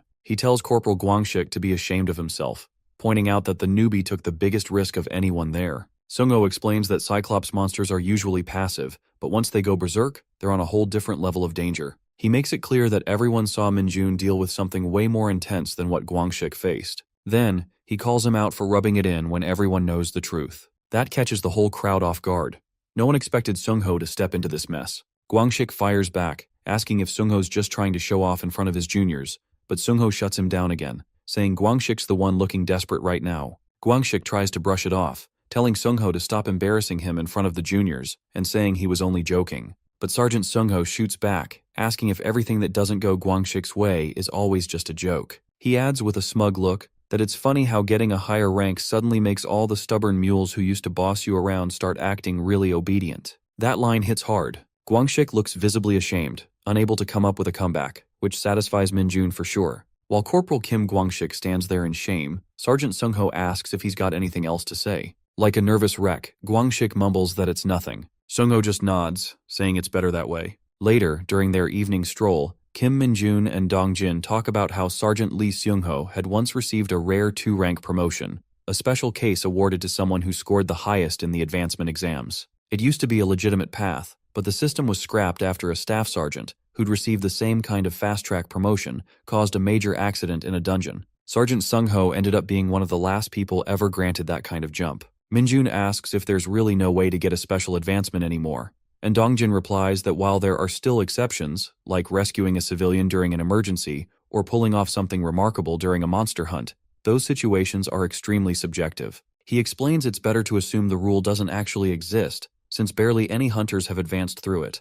Minjun takes that as a hint that, in the end, the commander probably has the final say. The guy's clearly desperate for advancement, though it's not like he's wishing for civilians to end up in danger. Still, what puzzles him more is how strangely quiet this place is, considering it's supposed to be overrun with monsters wreaking havoc every day, the kind that wiped out the entire North Korean army. Minjun keeps thinking that 2 days is more than enough. He's already itching to advance, even as a private. Dongjin tells him he's doing great and will be promoted soon, then asks if he's even paying attention. Right then, Minjun wishes a gate would just appear out of nowhere. A sudden announcement blares from the command and control center's speaker system. It's an emergency alert that a swarm of middle bats is creeping at the oil reserve, and all available hunters are ordered to respond immediately and install the protective shield without delay. The announcement keeps repeating, grabbing both Dongjin and Minjun's attention. Minjun's eyes light up in excitement as Dongjin tells him to hurry up. Middle bats are bat-type monsters about the size of children, known to live in colonies. While they're not especially threatening one-on-one, they're fast as hell and have the ability to spit fireballs.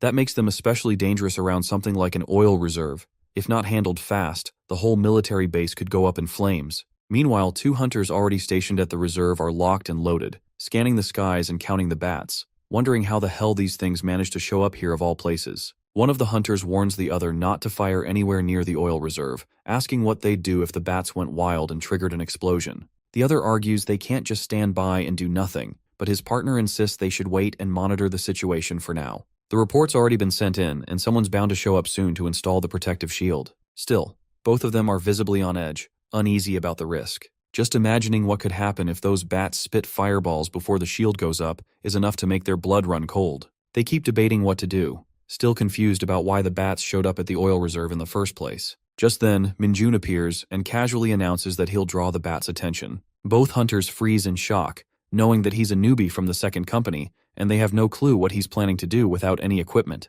But Minjun brushes them off, saying he doesn't have time for gear when his precious guests, the monsters that are going to help him advance, are already here. He's fully ready to earn the title of the private who single-handedly stops an emergency that could have taken out the entire military camp. And best of all, he gets to hog every last bit of experience for himself. As expected, this cocky brat realizes the bats are reacting to his demonic energy, and now they're all his. On the other hand, the hunters nearby are scrambling to set up the equipment and make sure nothing gets damaged. But as soon as they catch sight of Minjun out in the open, they stop in shock. Sergeant Seungho sees them spacing out and yells at them to get moving and finish installing the shield. The hunters stammer, pointing at Minjun who's already out there fighting. That only makes Seungho angrier. He snaps that Minjun is doing all the heavy lifting while they're just standing there gawking. The hunters quickly apologize and jump back into action. Minjun thinks it's taking way too long since he has to rip the bats apart one by one. Sergeant Seungho comes running over, shouting at him to lower his stance and fall back,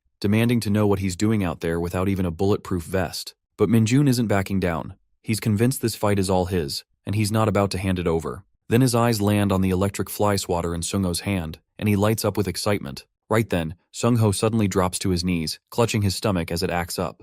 Minjun asks if he's okay, and the sergeant barely manages a reply that he is. Minjun takes that moment to ask for the electric fly swatter, but Seungho refuses, telling him again to fall back. Minjun just grins and tells him not to worry, promising he'll be back in a jiffy after taking care of the bats. The moment he grabs the swatter, his face lights up like a kid on Christmas morning, and he dives straight back into the fight. Sung-ho watches in disbelief as Min-jun begins overpowering the middle bats with ease, swinging the swatter like it's a legendary weapon. Suddenly, one of the bats spits out a fireball and everyone nearby freezes in fear. Without hesitation, Sergeant Sung-ho commands everyone to open fire, saying he'll take full responsibility for whatever happens. But Min-jun stares the bat down and roasts it, saying, if the bat has no idea what happens when it plays with fire, then it's about to get burned. Everyone is stunned by how high Min-jun just jumped, wondering how on earth he managed something like that. A few hunters announce that the protective shield has been activated and remind everyone to secure all the cables. They're still asking how much longer it'll take to gather all the middle bat corpses.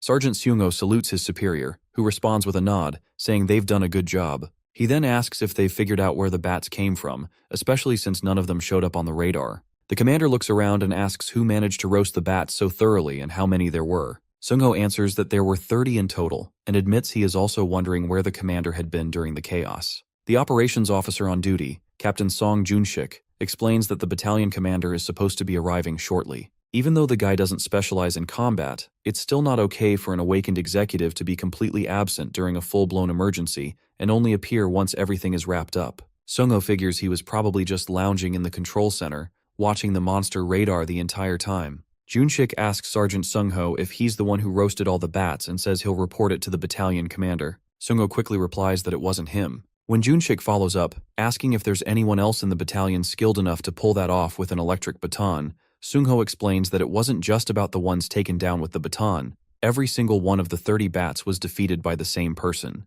He tells Junshik to make sure that's what gets reported. Junshik is stunned, asking again for clarification, since all the other executives were off duty. If it wasn't Sung-ho, then who could it possibly be? Just then, Min-jun strolls over, salutes Seung-ho, and casually hands back the electric baton he had borrowed. He then asks with a grin if that thing happens to be expensive. The next day in the battalion commander's office, Sergeant Sung-ho is questioning Min-jun, asking if he's someone who has re-enlisted. Min-jun shakes his head and says no. Then Sung-ho asks if he's a regressor or something, and again, Min-jun denies it. Sung-ho sighs and tells him not to pull any reckless stunts like he did yesterday ever again. He warns that while he might have gotten lucky this time, a hunter can never predict what might happen next. Min-jun, thinking to himself that it wasn't luck at all, decides it's best to keep his mouth shut. Seung-ho explains that, as he probably knows, the Hunter Corps is a special unit, and everything about it is different, starting with the size of the divisions, which only consist of 4 battalions. Even those battalions have way fewer troops than regular military units.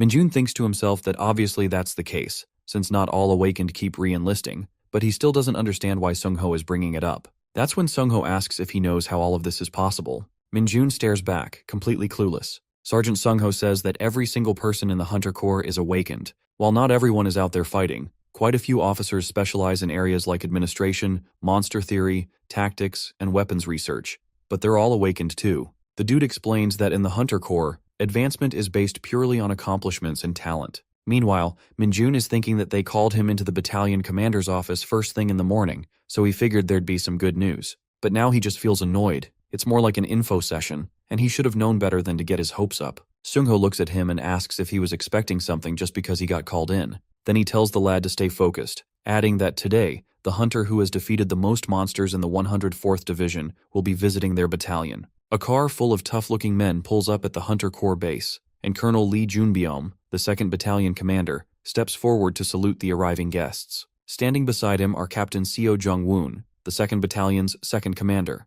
Captain Song Junshik, the operations officer, 2nd Lieutenant Kim Cholman, the 2nd platoon commander, and Sergeant Lee Sung-ho, the 2nd squad leader. All of them stand tall, sharp, and fully focused. Serdoo walks up and shakes hands with Sergeant Sung-ho, saying he's heard about how calmly he handled yesterday's incident. He praises Seung-ho's work, and Seung-ho respectfully thanks him for the acknowledgement. Meanwhile, Kim Min-jun is sizing up Serdoo, thinking he definitely gives off a commanding presence. And now he's really curious just how strong a 2-star officer from the Hunter Corps must be. Serdoo then turns his attention to Min-jun and asks if he's the one. Min-jun confirms, and as Serdoo shakes his hand, Min-jun instantly feels the insane strength in his grip, leaving him stunned. Then the big guy casually starts patting Min-jun's back like he's his favorite puppy, telling everyone to relax and ease up. Serdoo tells everyone to stand at ease and asks if they've pinpointed the location of the gate the middle bats came from. Sergeant Sung-ho reports that it's on a hill about 1.2 kilometers north of the battalion. The dude explains that the area is currently off limits and they're working on identifying the gate's rank. Sir Du instructs him to report directly to the division commander's office once they have confirmation.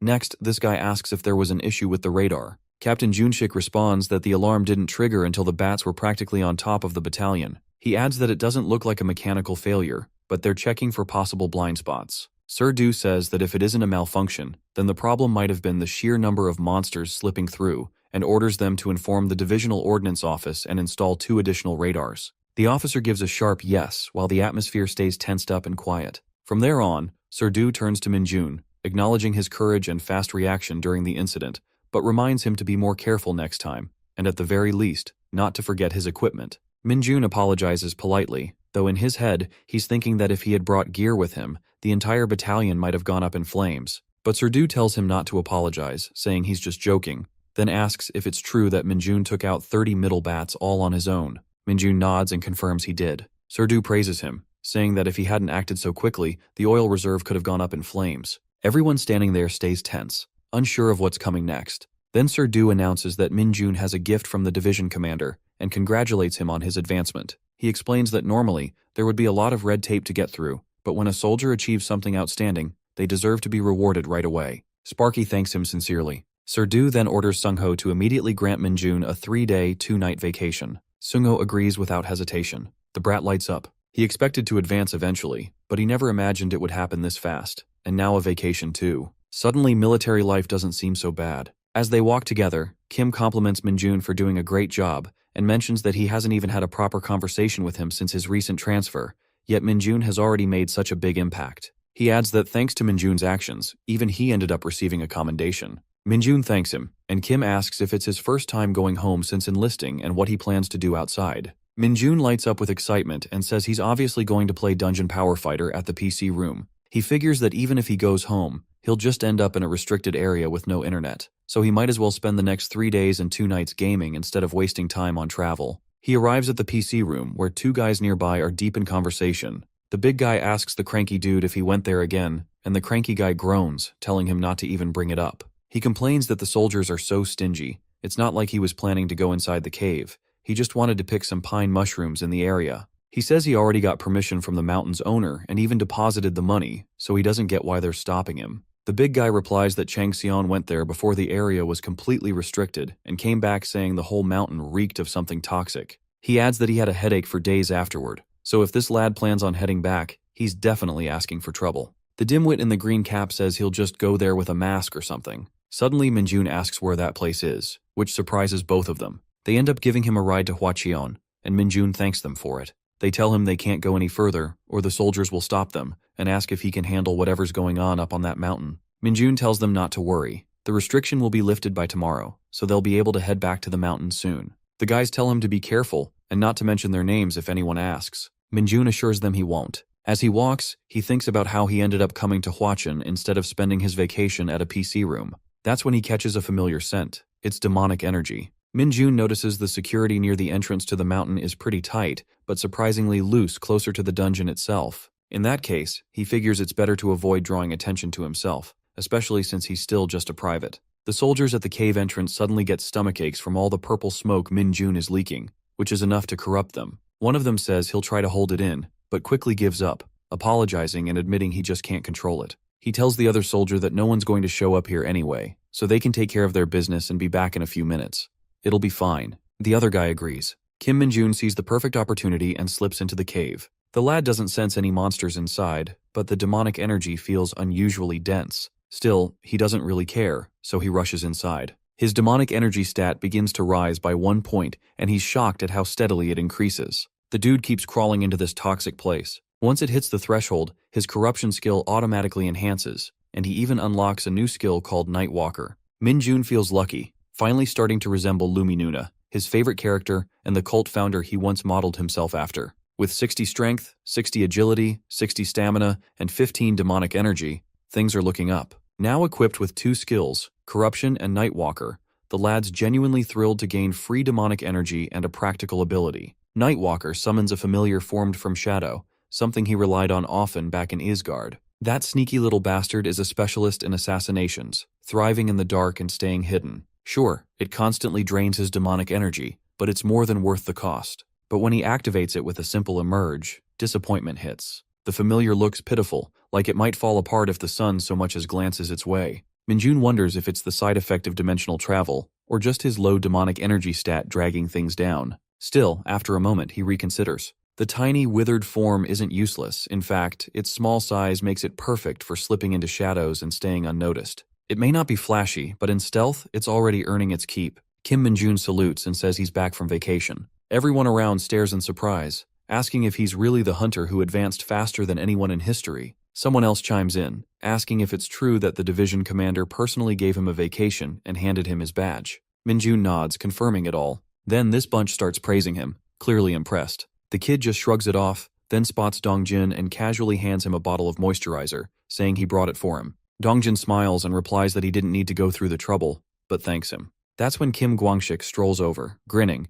and cracks a joke about their touchy friendship, saying it's not like Minjun got deployed overseas or something. He asks if Minjun brought the Maxim he asked for, and Sparky tosses it to him without missing a beat. Minjun and Dongjin keep chatting, and Dongjin teases that he'll have to start using honorifics if Minjun makes it to corporal. Sparky shoots back with a confident grin, saying there's no if about it. Then Sergeant Cho, the red-haired loudmouth, says he happened to see the list of candidates for the advancement exam when he was passing by admin, and Minjun's name was on it. Sergeant Kim, the guy in the blue jacket, is shocked, pointing out that the application deadline passed before Minjun even transferred there. Cho raises an eyebrow, wondering if the division commander pulled strings to push it through, because there's no other explanation for the timing. Sergeant Kim says there's no way it's possible since it hasn't even been a year since Minjun enlisted, so technically, he shouldn't even qualify. The guys around start murmuring, surprised that the so-called newbie of the unit is about to take the advancement exams. They wonder if that's even allowed, but then someone points out that since Sparky's now a private first class, he's technically not the youngest anymore. Minjun casually tells them that the training commander gave him a special offer. That stuns the whole group. Sergeant Cho squints at him and asks if he seriously came all the way to the front lines just so he could start taking advancement exams a year early, calling him a complete madman. The red-haired loudmouth isn't joking either. Sergeant Kim adds that since Minjun's already promoted to private first class, his eyes are clearly set on corporal now. He shakes his head and says if the kid actually passes, then he's 100% crazy. The room bursts into laughter. Sergeant Kim goes on to mention that the candidates taking the advancement exams this Saturday have orientation and specialty weapons training starting tomorrow, so Sparky better be ready to suffer a bit. Sergeant Cho chuckles on his way out, telling kids to have fun. He and Sergeant Kim leave together, still chatting and laughing as they go. Sergeant Cho asks Sergeant Kim if he's not taking the advancement exam himself, and Kim just shrugs, saying there's no reason for him to stay in the army any longer. Meanwhile, Sparky is deep in thought, wondering about the specialty weapons training. He's curious if it involves anything beyond the standard firearms. At the Hunter Advancement Examination Orientation, the officer at the front tells everyone to quiet down and pay attention. He says they're going to run through a quick orientation for the exam scheduled tomorrow. For those who've taken it before, he warns them not to tune out just because they know the drill. He wants everyone focused for the sake of the first-timers. The officer then explains that the Hunter Corps Advancement Exam is made up of two main parts, a written test and a practical test. He reassures them that the written portion is basic, even easier than a driving test. Minjun tunes out that part immediately. His eyes are set on the practical section, which includes a stat test, specialty weapons proficiency, and monster handling ability. In his head, he already considers passing a done deal. But now he's thinking, if he gets perfect scores, there will be any perks or something. That thought alone gets him to straighten up. Maybe it's time to stop cruising and start taking this a bit more seriously. Coach announces that they're starting specialty weapons training. Everyone gathers and stands at attention on the field as he instructs the privates and private first classes to pick only swords. Then, he turns to the corporals and tells them to grab their personal weapons and head farther down the field for separate training, warning them that if he catches anyone slacking off, they're as good as dead. Furthermore, he explains that he'll be teaching the basics of swordsmanship according to the Hunter Corps Combat Manual, but he also makes it clear that just blindly following the manual won't do them much good. Instead, he encourages them to use the Corps' techniques as a foundation and build their own unique fighting style from there. Everyone shouts back, claiming they are on board. He stresses that the basics matter more than anything else, so they better keep their eyes on him and focus. Minjun immediately sees why this is called specialty weapons training, because going into battle with only rifles would be straight up dumb. As everyone starts swinging their swords, he quietly compares their moves with what he learned back in Isgard. Honestly, the swordsmanship there might be better, depending on how it's applied. Minjun starts practicing, and just like that, jaws start dropping.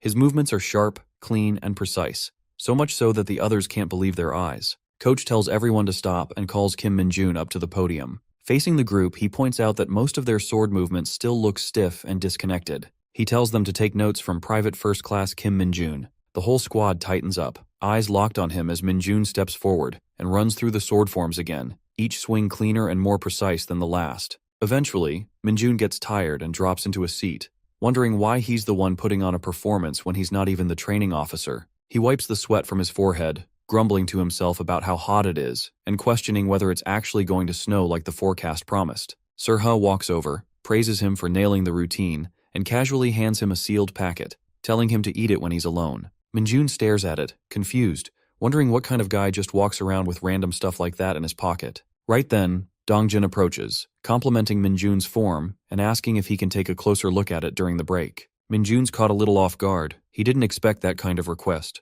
Dongjin adds that he knows it's Min-jun's first time officially training with them, and it's obvious the sword is his specialty weapon. But for him, fighting monsters with it has never felt natural. He politely asks again if he can study Min-jun's movements for a while. Min-jun replies that if Dongjin needs his help, he can take as many looks as he wants. As he watches Dongjin move through the sword forms, Min-jun notices right away, this guy's been training seriously. His technique is solid, following the standard form of hunter core swordsmanship to the letter. The issue isn't his movements, it's his confidence. And that, well, happens to be Min-jun's specialty. He thinks to himself that it's not time yet, but when the moment comes, he's going to turn Dongjin into a top-tier hunter. It's Saturday, the day of the advancement examination. Around the area, things are still pretty chill. Two weirdos are busy watching some girl group's music video like it's the highlight of their week. A group of guys are into a heated basketball match, and off to the side, one guy's locked in, laser-focused on a game of Go. Then suddenly, the school speakers crackle to life with an announcement from the administration office.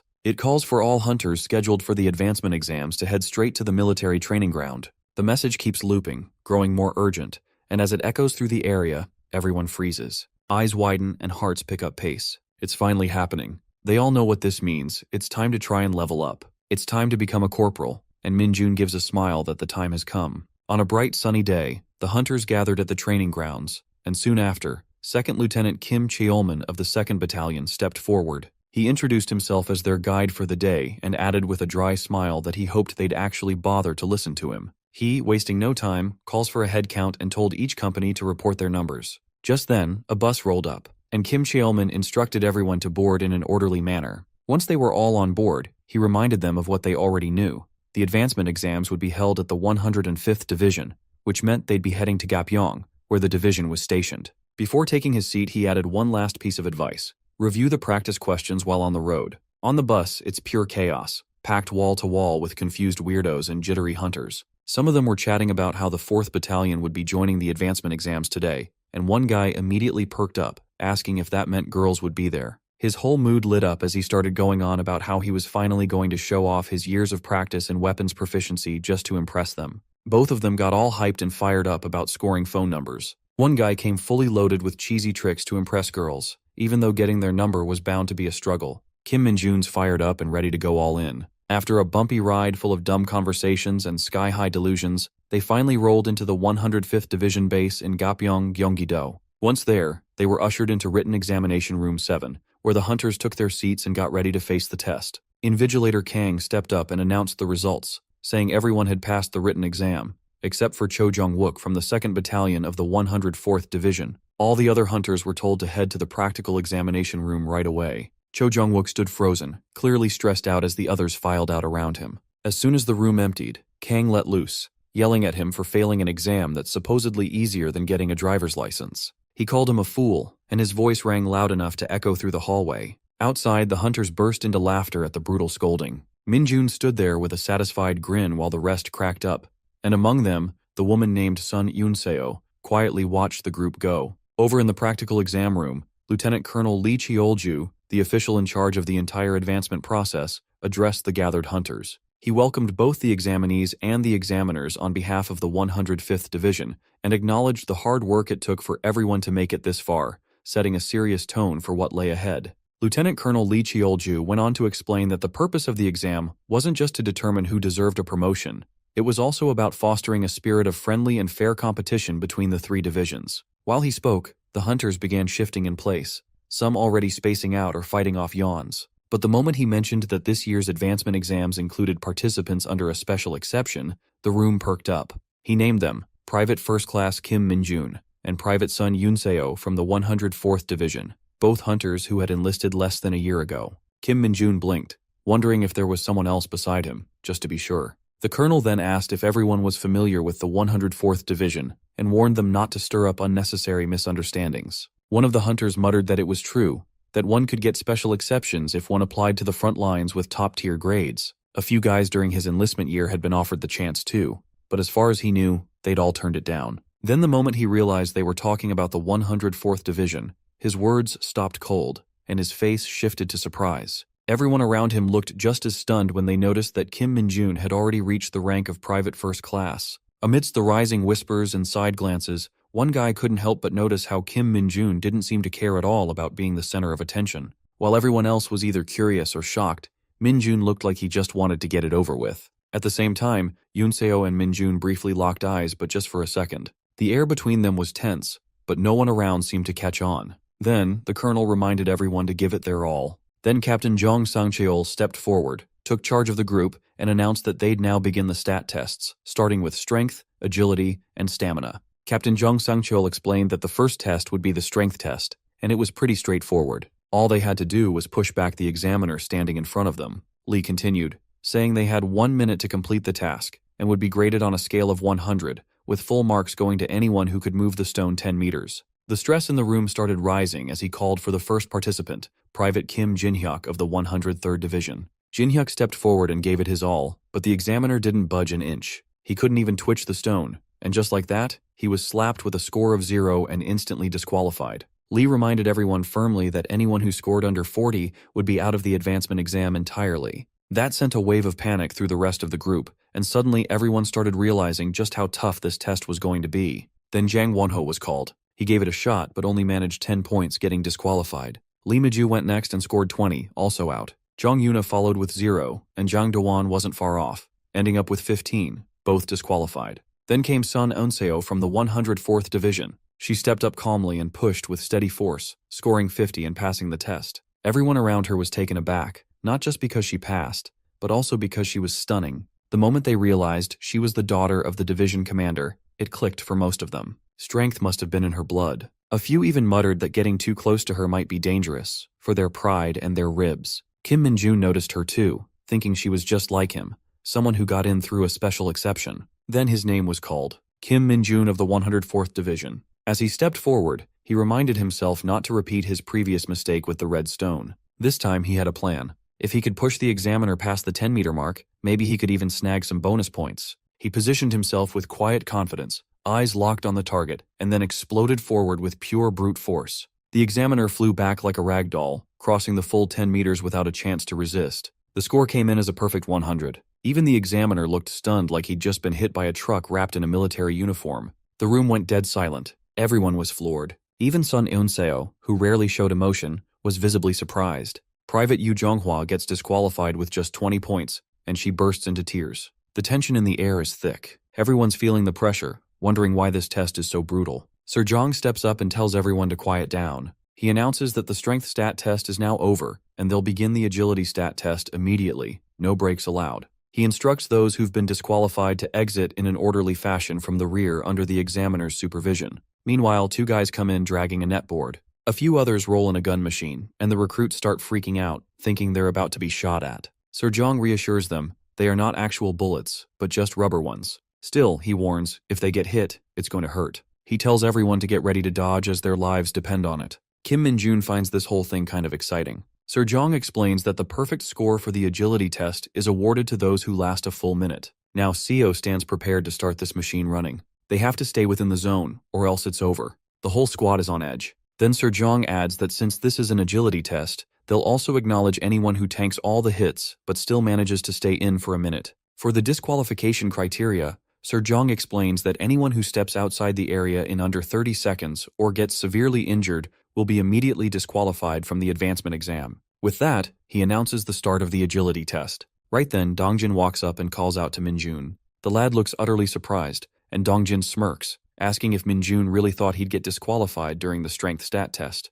Min-jun laughs awkwardly and says, "Of course not. Dongjin explains that all the private first classes, except for Minjun, have taken the advancement exam at least once before, so they're unlikely to get knocked out during the stat tests. However, he adds that the qualifications remain the same. It's just that the overall score standard has gone up compared to when they were still privates. That's why Dongjin's been failing his exams. Then he gives Minjun a tip that the rubber bullets fly just as fast as real ones, so relying on sight alone to dodge is a bad idea. Instead, he should focus on the slightest movements of the gun to predict the bullet's path. Suddenly, Sir Jong announces that Private Yoon Kitai has been disqualified and orders the examiners to escort him to the infirmary. Minjun starts thinking about how brutal the stat tests are. So many people are getting knocked out before even reaching the real combat portions. No wonder the pass rate is so low. Still, making it this difficult actually makes sense. Then Private First Class Ji Youngdo gets disqualified too, and Sir Jong, clearly disappointed, comments on how underwhelming this batch of hunters is. He reminds them this is nothing compared to the Sergeant Advancement exam happening in the room next door,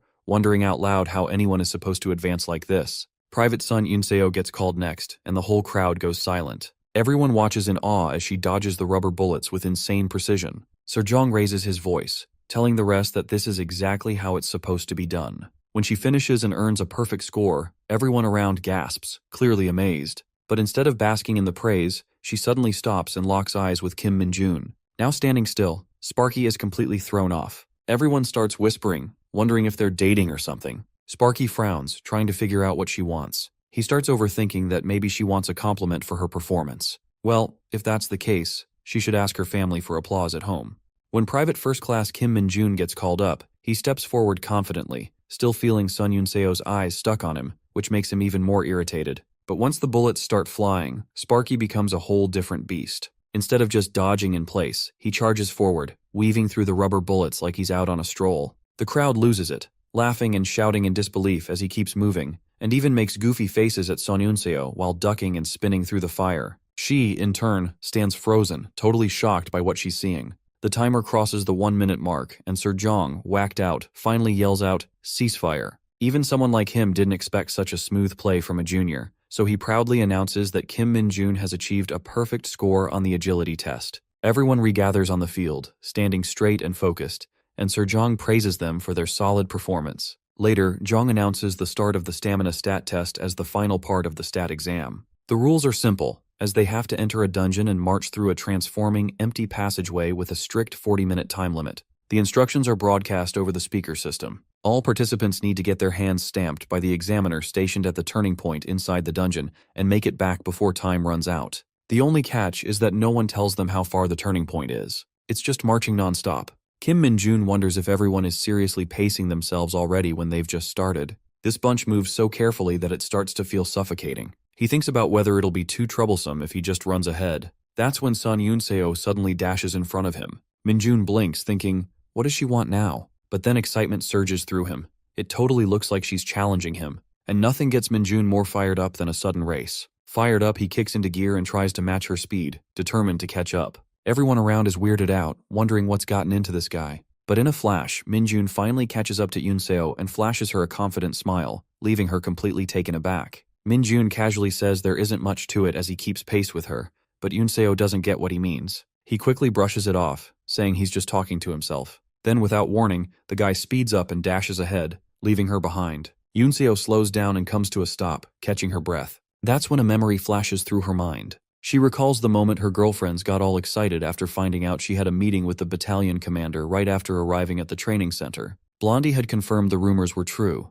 Yun-seo really was the daughter of a general and the rookie with sky-high stats. It was all anyone could talk about. Yun-seo had blushed back then, and the girls had been surprised to see that behind her tough shell was someone actually shy. They'd assumed she'd act like a snob being a 2-star's daughter, but turns out she wasn't like that at all. Even then, all the girls can't help but feel a little jealous of Yun-seo. Her military life seems to be running smoothly as silk, and it's obvious she's going to be the top recruit of their enlistment year. Off in a corner, Yun-seo quietly takes off her jacket, her mind drifting back to when Min-jun shattered the entire redstone. That moment just refuses to fade from her memory. Later on, the white team comes out on top, with Yun-seo raising the blue flag in victory. The announcer proudly announces that the white team wins by capturing the flag in a record time of 3 minutes and 34 seconds. As a reward, they earn a 10-minute break, while the blue team is ordered to gather in front of the coach. The white team is praised straight away for setting a new record at the training center, and is told to take it easy and rest up. Blondie then speaks up, giving full credit to their star player, Yunseo, saying the rest of them barely did anything. Later on, just when everyone's relaxing, Blondie bursts in and drops a bomb that someone broke their morning capture the flag record in the afternoon. What ticks her off the most is that the new record time is just 1 minute and 2 seconds. She's left speechless, wondering if anyone could really pull off a time like that. Blondie is seriously disturbed, while Yunseo quietly takes it all in. But the moment Kim Min-jun's name comes up, it hooks her attention completely, especially when Blondie yells that guy, Min-jun from 4th Platoon, broke the record all on his own. Yunseo stiffens, recognizing the name instantly. The other girls don't hold back either, saying that Kim Min-jun got a near-perfect score in the shooting range and even nailed the ICM training. The news spreads fast, and now all eyes are starting to shift toward this rising rookie. Yunseo doesn't say a word, but something about hearing his name again sticks with her. Next, Blondie keeps the gossip train rolling, saying Min-jun supposedly runs like a lightning bolt without even breaking a sweat. Even in her sleep, she won't shut up about how Min-jun apparently hunted down a hound the size of an elephant. Someone finally snaps at Jung Aram to go to sleep. Meanwhile, Yunseo drifts into a memory of her childhood, her father gently patting her head before leaving the house. From that moment on, she made it her goal to become strong like him. Later, Commander Cho calls her in to praise her performance over the last 4 weeks. He says he wants to have a quick word with the daughter of his former superior. Yunseo doesn't mind, so Cho asks where she plans to apply with grades that exceptional, saying any division would be lucky to have her. He wonders if she's considering the 107th Division, where General Sun, her father, currently serves. That's when Yunseo finally asks, with quiet resolve, which division Kim Min-jun belongs to. Back in the present, she knows she didn't apply to this division just for childish reasons. Still, she did provoke Min-jun a little because she was upset. But now she gets why he's mad. Yunseo's face turns completely red, thinking back on all of Min-jun's stunts, unsure if she's jealous or just annoyed. That's when it hits her. Her real goal isn't to be number 1, but to become stronger on her own without relying on her father. She decides she should probably apologize to him later. After all, when someone that's skilled shows up right in her path, she should be learning from him instead of acting childish. With that, Yunseo kicks into full speed, marching hard until she reaches the turning point, only to find that deadbeat weirdo casually chatting with another guy. Right then, Min-jun smugly flashes his stamped hand in front of her face, teasing that he almost fell asleep waiting for her. That pushes all her buttons. She yells at the commander to stamp her already, and the old man has no clue why she's so fired up. Safe to say that apology is definitely off the table for now. Yunseo's inner demon has officially woken up. She's all hyped up, sprinting ahead to catch up with him while the other normies are barely dragging themselves in. Later, the commander announces that Private First Class Kim Min-jun took first place with a record time of 29 minutes. For second place, he names Yunseo, with her time of 32 minutes. Jong bursts out laughing, pointing out how Min-jun nailed perfect stats again, which is just insane. After that, Jong tells the hunters who passed to go eat and then gather at the training grounds by 1 o'clock sharp. Later on, Yunseo heads over to grab her jacket, only to catch Min-jun making a goofy face at her like a total dork, and she's seriously weirded out by this dimwit. Then Sparky jogs ahead to catch up with Dongjin. Yunseo ends up smiling to herself, realizing she totally fell for the provocation and lost this round. With nothing more to say, she slips back into her uniform and walks on. At the 105th Division base, inside the 2nd Practical Examination Center, a bunch of goblins with bat-like weapons are creepily screeching at Dongjin, but he doesn't give a damn. The guy's definitely working up a sweat, but he's tearing through those goblins. Just as one of the goblins lunges at him, Dongjin whips out his sword, but there's another creeping up from behind. He dodges the first goblin's swing with ease, then spins around to kick the one behind him, sending it flying. That second goblin isn't giving up though, and swoops in again, but Dongjin ducks like a pro and slashes it across the chest mid-motion. Even so, the damn thing's still alive and definitely pissed. Now both of them are ganging up on him, giving the poor guy zero room to breathe. Upon the platform, Min-jun quietly observes the scene below. He notes that the second part of the practical exam, Specialty Weapons Proficiency, is way simpler than he thought. All they really have to do is show the examiners how well they've applied the techniques they've learned so far in the Hunter Corps. They just have to follow the manual, and that's enough to pass. Min-jun figures he can easily ace it, and as expected, most applicants picked swordsmanship for their test. Among them, Dongjin scored the highest. Even so, Min-jun can't help but notice how badly the guy's struggling now, caught in a rough spot with those 2 goblins out for blood. In the last part of the practical exam, known as the ability to handle monsters, privates are required to defeat 4 hounds, while private first-class soldiers have to take down 3 goblins using their chosen specialty weapon. This field definitely reflects real combat, as Dongjin manages to defeat the blue goblin with a stab to the chest, and that ends his round. Right then, the commander announces that Dongjin took 7 minutes and 52 seconds to complete the ability to handle monsters test. The guy's drenched in sweat, barely catching his breath, but he walks out with whatever strength he has left. Meanwhile, Minjun notices that Dongjin had several openings to finish off the goblins but hesitated each time, which makes him wonder if the guy doesn't fully trust his own abilities. Later, Dongjin comes out and stands beside Minjun, head low and clearly disappointed. When the commander calls in Minjun for his turn, he doesn't want Dongjin to feel discouraged. Besides, Minjun can't help but wear a smug look, knowing he's about to become a corporal today. From here on, he plans to tear Dongjin's bad habits to shreds and rebuild him from scratch. Everyone's jaws hit the floor when Minjun walks in wielding a bat. The commander doesn't understand why the guy who's been acing everything chose such a dull weapon, and he knows this one won't be easy. Minjun figures the only real requirement for this test is landing some solid impact, nothing too complicated. Right then, 3 goblins storm into the field, snarling and ready to tear him apart. Just as the goblins rush in, Minjun grips his bat tight and in a flash smacks all 3 of them at once. The blow is so clean and brutal, they drop to the ground in pieces, taken out in barely 4 seconds. Everyone watching is frozen with their jaws on the floor, brains short-circuiting at the sheer absurdity of what just happened. No one can believe that a mere private first class just pulled this off, especially one who already got a perfect score in the practical exam. Minjun casually turns to look at Yunseo, locking eyes with her before flashing that smug look of his, just to mess with her. Yunseo glares back, thinking this guy's an absolute lunatic. Afterward, the commander praises everyone for their hard work on the exam, especially Kim Minjun, now officially Corporal Kim Minjun.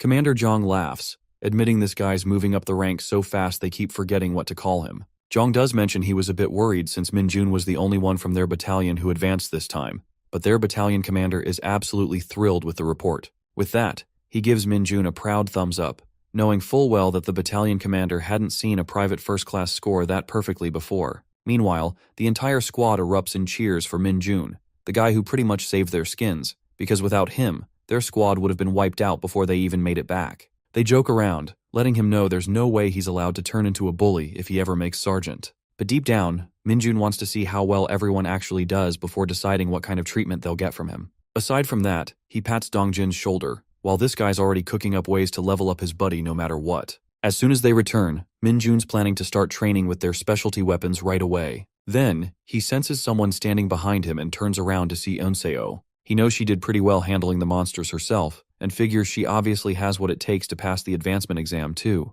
While the bus is getting loaded, Yunseo stays outside, and Minjun is a bit confused about it. She's thinking this might be her chance to finally apologize for how she acted during the stat test. But right then, Minjun presses his face against the window, mouthing a few words that totally shake her. He tells her that if she provokes him again, she's dead meat. And with that, the bus takes off, leaving Yunseo frozen with a storm of mixed thoughts, convinced that guy is one crazy jerk. On their way, the whole bus loaded with hunters keeps asking Minjun if there's something going on with him and Yunseo. The girl's been checking him out all day even during the stat test, like she is interested in him. The guys are pulling Minjun's leg for having an admirer, and they are eager for him to spill the tea. But Minjun doesn't give a damn and doesn't even look remotely interested, saying Yunseo provokes him. That's the only reason he trampled her a bit. All the lot cracks up, knowing the look in her eyes was actually provocation. But that's not it. The dudes want to know more. They are itching to hear what Minjun did to the hottest recruit in the 104th Division. Meanwhile, Han Young demands to know if he just trampled the girl of his dreams.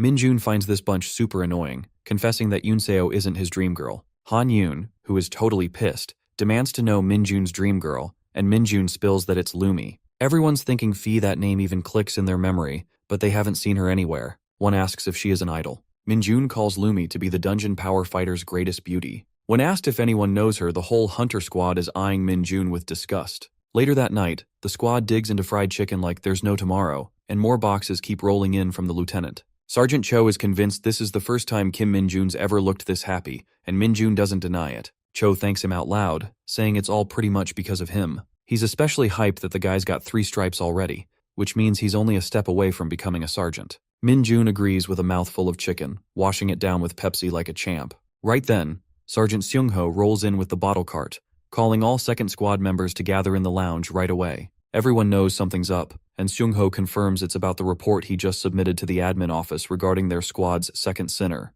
But what really matters is that thanks to a perfect score in the advancement exam, they've scored some beer. Sergeant Cho and Kim leap out of their seats with pure joy, refusing to let Minjun enjoy it all to himself. Seung-ho butts in, saying the beer is actually a gift from the company commander to Min-jun, so technically it has nothing to do with anyone else. That instantly riles up the whole squad, with everyone grumbling that Seung-ho is getting on their nerves. Sergeant Cho calls him out, saying Seung-ho probably knew about all this from the very beginning, which is exactly why he kept Min-jun in his squad from day one. Later that night, Min-jun is out trolling by himself and takes the chance to summon his Nightwalker. He makes small talk with the little guy, asking if he's doing okay. Honestly, he was pretty flustered the first time this thing appeared during a summon, but now Sparky's got a clear plan. He doesn't really need an assassin. He's got the perfect job in mind instead. From here on out, he assigns the little one the task of gathering intel. Specifically, Min-jun wants it to keep a close watch on the high-ranking officials, follow them around quietly, and immediately report back on anything weird, especially if it's related to demonic energy. Suddenly, the Nightwalker lifts its tiny hand, leaving Min-jun confused for a second, until he realizes the little guy is asking for a treat. With a sigh, Min-jun tosses him a ball of demonic energy. The moment it grabs it, the little shadow looks absolutely thrilled, walking away like it's got a mission from heaven. Min-jun warns it not to get caught, though deep down he's a little anxious seeing how excited the Nightwalker is. He knows if anyone from the squad spotted it right now, they'd probably trigger a full-blown emergency. Out of nowhere, Sergeant Kim appears and asks what Min-jun's doing out here. The dude nearly loses his soul from shock, but he recovers quickly, laughing it off and saying he just needed some fresh air, plus it's been ages since he had a drink. When Kim asks if his tolerance is low, Min-jun casually explains it's not like that.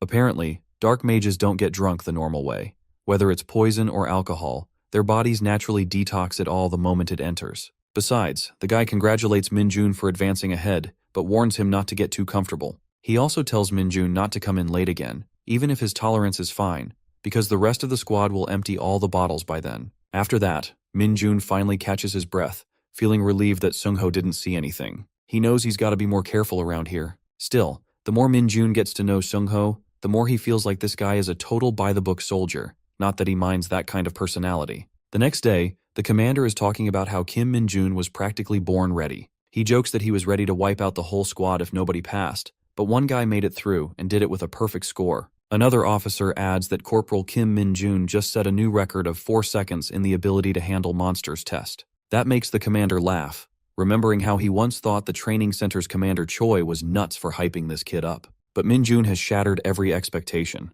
He even handled the middle bat situation solo. Seo brings up how Min-jun was the first to jump in during the oil reserve emergency, and Lee points out that this kid climbed ranks to corporal in just 1 month, which is already unheard of. They all agree. This guy doesn't just meet expectations, he destroys them. It won't be long before the entire Hunter Corps starts watching him. This makes Seo realize that Lee is hinting at the Hunter Special Forces Brigade, and he asks if Min-jun can really handle something that big. But Lee is confident. He says Min-jun is the one. He can feel it. He's seen plenty of hunters in his time, some even called legends in the Hunter Corps, but this kid might just be something else entirely. Maybe a new monster is about to be born in the Corps. Later, out in the desert, a swarm of lizard monsters, goblins, and orcs fill the horizon. In the middle of it all stands Min-jun, casually gripping his bat, waiting for them to get close because that's when the real show begins. Inside the dorm, the guys are drinking hard like there's no tomorrow. One dude can't even stand straight. That's when Min-jun walks in, catching sight of his squad mates completely wasted in the corner. One guy, clearly on the verge of a hangover, slurs out a question, asking if Min-jun's feeling okay.